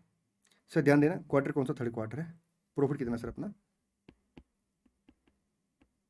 सर 720 का प्रॉफिट, ठीक जी sir. Bad debt of 40,000 incur during the quarter, ठीक है। 50% of the bad debt have been defer to the next quarter. नहीं सर, जिस क्वार्टर का बैड डेट है सर हमें क्या करना पड़ेगा सर उसी क्वार्टर में उसे रिकॉर्ड करना पड़ेगा। तो 20,000 और रिकॉर्ड कर लेंगे क्योंकि 20,000 हमने ऑलरेडी रिकॉर्ड कर रखा होगा, ठीक जी sir. Extraordinary loss of 35,000 incur during the quarter has been fully recognised in this quarter. Sir बिल्कुल ठीक ट्रीटमेंट किया है, no further adjustment is required. Additional depreciation of 45,000 resulting from the change in the method of charge of depreciation, assuming that 45,000 is the charge for the third quarter only। Sir अगर accounting estimate में change आता है तो उसका impact हम prospective लेते हैं। Sir इन्होंने बिल्कुल ठीक ट्रीटमेंट कर रखा है, तो 7 लाख का सर आपका प्रॉफिट आ जाएगा, ये देखिए। चलिए आगे जी सर, इलस्ट्रेशन नंबर 4 पढ़ेंगे। ये इलस्ट्रेशन 1 जैसा ही है, डिस्कस कर लेते हैं क्योंकि इंपॉर्टेंट कॉन्सेप्ट क्वेश्चन है। Intelligent Corporation is dealing in seasonal product. The quarterly sale pattern of the product is given below. Sir, while preparing interim financial report for the first quarter, I Corporation want to defer rupees 21 crore expenditure to the third quarter on the argument that third quarter is having more sale, therefore third quarter should be debited by the higher expenditure. नहीं sir, considering the seasonal nature of the business and that the expenditure are uniform throughout all quarter, calculate the result of the first quarter. Sir आपका ये 40 आ गया sir, 10 crore का profit आ जाएगा। चलिए जी sir, no deferment is allowed. Sir MCQ इसके बाद डिस्कस करेंगे, पहले प्रैक्टिकल क्वेश्चन डिस्कस करते हैं। आइए क्वेश्चन नंबर 8 पे पहुंचेंगे, आपका पेज नंबर है 4.147।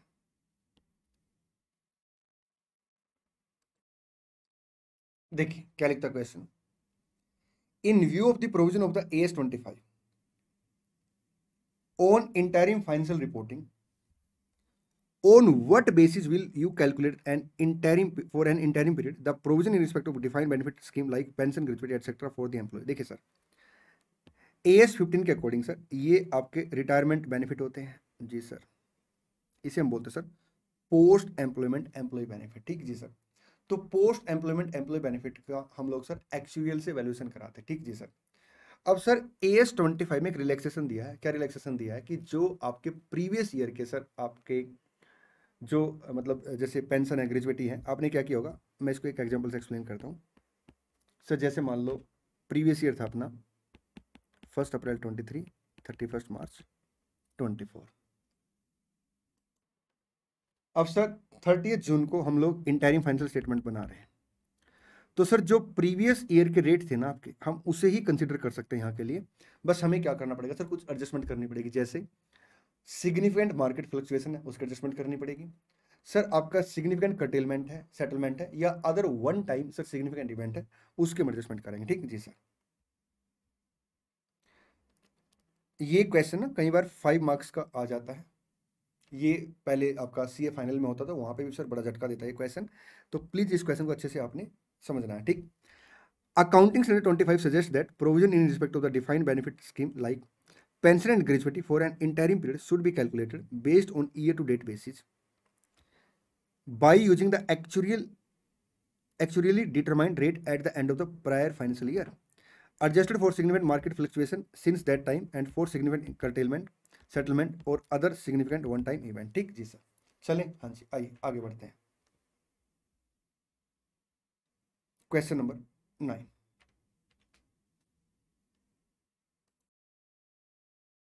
on 30th June X1 A Limited incurred 2 lakh net loss from disposal of a business segment।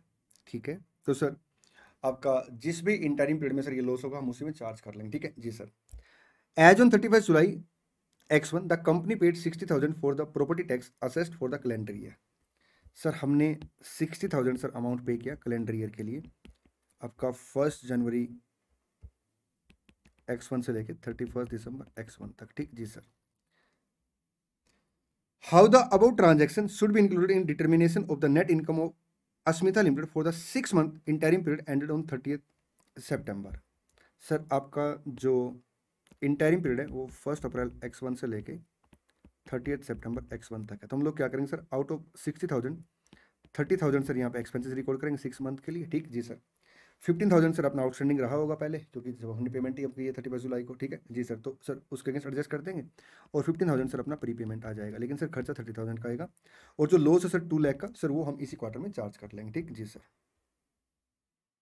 ये देखिए सर, ये हम इसी क्वार्टर में चार्ज करेंगे और आपका 30,000 सर एक्सपेंडिचर हो जाएगा, 15,000 सर आपका प्री पेमेंट हो जाएगा नेक्स्ट क्वार्टर के लिए, और ये देखिए सर 15,000 सर आपका प्रीपेड एक्सपेंसेस होगा नेक्स्ट क्वार्टर के लिए, और 15,000 सर जो जनवरी से मार्च था सर वो आउटस्टैंडिंग के अगेंस्ट पेमेंट होगी। ठीक चले जी सर, चलिए question 10, an enterprise report quarterly estimate an annual income of 10 lakh. सर एक एंटरप्राइज ने क्वार्टरली सर रिपोर्ट किया है estimate an annual income of 10 lakh, assume tax rate on first 5 lakh at 30% and on the balance income at 40%। ठीक जी sir, sir slab rate है, पहले आपका 5 लाख पे 30% है और बैलेंस पे सर आपका कितना है 40%। ठीक जी सर, द एस्टिमेटेड आपका, एक second, the estimated quarterly income are 75,000, 250, 375 और 3 lakh. Calculate the tax expenses. हम लोग पहले क्या करेंगे सर, पहले सर पूरे साल के टैक्स का एस्टिमेट लगाएंगे। ठीक जी सर, टैक्सेबल इनकम कितनी होगी, 75,000 प्लस 250 प्लस सर अपना 375 प्लस अपना 3 लाख, सर 10 लाख होगी।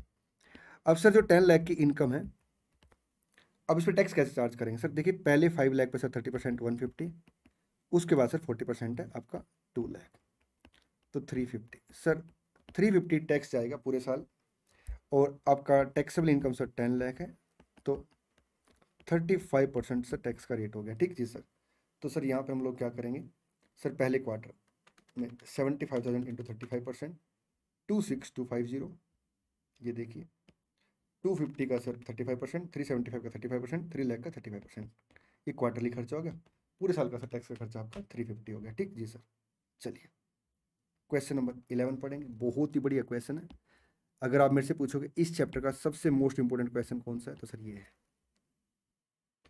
क्वेश्चन नंबर 11 पढ़ेंगे।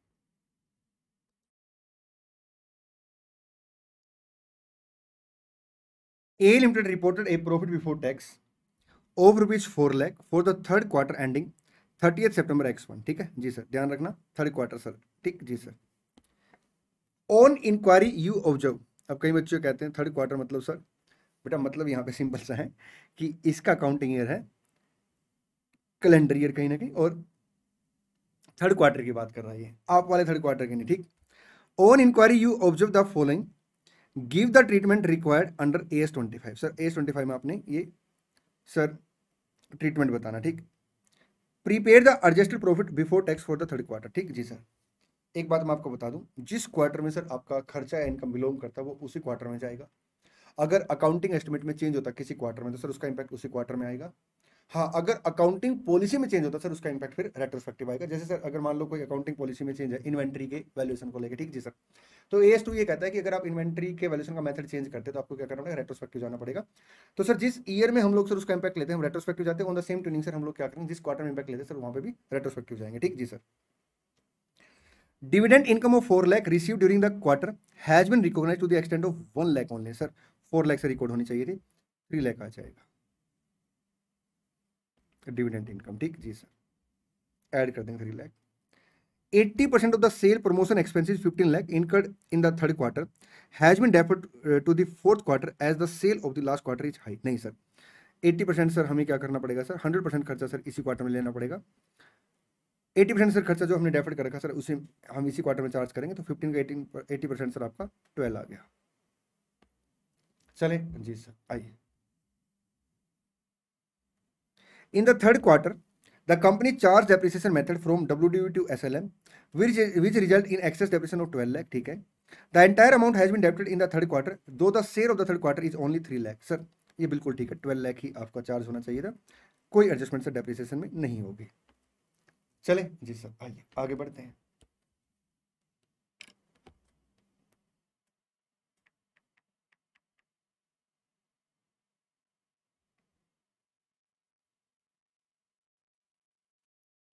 देखिए आगे क्या लिखते हैं, 2 lakh extraordinary gain received in the third quarter was allocated equally to the third and fourth quarter। Sir हमें थर्ड क्वार्टर में सर 2 लाख का गेन हुआ, हमने उसे थर्ड और फोर्थ क्वार्टर में इक्वली एलोकेट कर दिया, तो सर 1 लाख सर हमने नेक्स्ट क्वार्टर में कंसिडर कर लिया, जो कि गलत है सर, हम इसी क्वार्टर में कंसिडर करेंगे, तो 1 लाख से सर अपनी इनकम बढ़ जाएगी, ठीक जी sir. Cumulative loss resulting from the change in the method of inventory valuation was recognized in the third quarter आपका 3 lakh. Out of this loss 1 lakh relate to the previous quarter. अब सर यहाँ पे हमें इंपैक्ट कैसे लेना सर, रेट्रोस्पेक्टिव, तो sir 1 lakh sir previous quarter में जाना चाहिए था, लेकिन हम 3 लाख सर इसी क्वार्टर में हमने क्या किया, चार्ज कर लिया है। तो सर हम लोग क्या करेंगे, जो 1 लाख का लॉस सर हमने एक्स्ट्रा चार्ज किया यहाँ पे सर उसे रिवर्स कर देंगे, तो 1 लाख से सर अपनी इनकम बढ़ जाएगी, ठीक, क्योंकि रेट्रोस्पेक्टिव इंपैक्ट है। ये देखिए cumulative loss due to change in the method of inventory valuation should be applied retrospectively, ठीक। चलिए आगे बढ़ते हैं। Sale of investment in the first quarter resulted a gain of 20 lakh. The company had apportioned this equally to the 4 quarters. ये देखिए sir 20 lakh का gain उसे first quarter में हुआ था सर, ये गेन उसे फर्स्ट क्वार्टर में रिकॉर्ड करना चाहिए था, लेकिन उसने सर इक्वली एलोकेट कर दिया, तो सर थर्ड क्वार्टर में अपने हिस्से में सर 5 लाख का गेन आ गया, जो कि सर फर्स्ट क्वार्टर में रिकॉर्ड होना चाहिए था। 5 लाख को हम लोग क्या करेंगे सर माइनस कर देंगे, ठीक जी सर, ये आपका एडजस्टेड प्रॉफिट आ गया। चले हाँ जी सर आइए, इसी के साथ सर अपने क्वेश्चन में समाप्त होते हैं। अब चलते सर MCQ पे, पेज नंबर 4.146 पे आएंगे। MCQ first MCQ, AS 25 mandate the following in relation to interim financial report। Sir AS 25 आपका मैंडेट करता है, which entity should publish, no, how frequently, no, ये तो सिर्फ प्रोसेस बताता है, how soon, no, none of the above आ जाएगा, ठीक जी sir. The standard define interim financial report as a financial report for an interim period that contain a set of. Sir आपका कंप्लीट हो सकता है, कंडेंस्ड हो सकता है, complete condensed financial statement similar to annual, either complete और condensed, ठीक, D आ जाएगा answer. ABC Limited has reported rupees 85,000 as per tax profit in the first quarter and expect a loss of 25,000 each in the subsequent quarter. ठीक है. It has corporate tax rate slab of 20% on the first 20,000 earning और 40% sir आपका additional earning. ठीक, आपने sir tax का खर्चा calculate करना है आपका फर्स्ट क्वार्टर का. ठीक जी सर. तो यहाँ पे अगर आप देखेंगे तो सर लॉस हुए हैं 25,000 के सब्सिक्वेंट क्वार्टर में. तो सर आपका 10,000 का सर क्या आएगा सर, 10,000 का अपना आ गया गेन. ठीक जी सर. टैक्स का सर जो रेट है आपका वो 20% है आपका फर्स्ट 20,000 तक. तो 20% ही सर आपका टैक्स रेट अप्लाई होगा. तो 2,000 सर आपका टैक्स आ गया पूरे साल का. और पूरे साल की सर जो नेट इनकम वो 10,000 आ गई इंटू 100 सर 20% सर आपका टैक्स रेट आ गया. ठीक जी सर. तो 85,000 इंटू 20% सर आपका 17,000 का सर टैक्स का खर्चा आ जाएगा. ठीक जी सर. ऑप्शन है. ठीक. एन एंटिटी प्रीपेड सर फिर क्वार्टर सेकंड थर्ड फोर्थ में क्या होगा बेटा, उन क्वार्टरों में ना अगर आप देखेंगे तो आपका 25,000 के लॉस होंगे इंटू 20% सर आपका 5,000 रिवर्स 5,000 रिवर्स 5,000 रिवर्स. अगर आप नेट देखेंगे तो 2,000 का ही खर्चा आएगा. ठीक जी sir. An entity prepare quarterly interim financial report in accordance with AS 25. ठीक है. The entity is engage in sale of mobile phone and normally 5% of the customer claim on their warranty. ठीक है. The provision in the first quarter was calculated at 5% of the sale to date which was 10 million. तो sir 10 million में आपका 1 करोड़ आ गया into 5%. तो आपने 5 लाख का provision create कर रखा था. ठीक जी sir. However, in the second quarter, a fault was found and warranty claim were expected to be 10% for the whole of the year. Sale in the second quarter sir आपका 15 million है. अब ये देखिए सर 15 मिलियन आपका second quarter में sale है और फर्स्ट क्वार्टर में सेल आपके सर 1 करोड़ थी. तो 250 करोड़ सर आपकी टोटल सेल आ गई till ending date of the quarter 2. ठीक जी सर. इनटू सर आपका 15% क्या करेंगे आप सर, 15 नहीं सर 10%, सॉरी सर 10% आपका प्रोविजन का रेट है.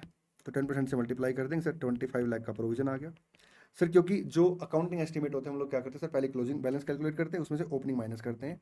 तो सर सेकंड क्वार्टर में प्रोविजन कितना क्रिएट करेंगे सर आपका 20 लाख का. ठीक जी सर. 2 मिलियन मतलब. Sale in the second quarter was rupees 15 million. What would be the provision charge in the second quarter interim financial statement. Sir आपका 2 मिलियन आ गया. ठीक जी सर. ये आपकी कैलकुलेशन है, एक बार इसे नोट कर लेंगे. चलें जी सर. इसी के साथ आज की वीडियो समाप्त करते हैं, आज की क्लास समाप्त करते हैं. और मैंने यहाँ पे सर आपको 4 AS कवर करा दिए हैं. मिलते हैं नेक्स्ट वीडियो में. Thank you so much. All the best. और हाँ, इस बार एग्जाम फोड़ के आएंगे.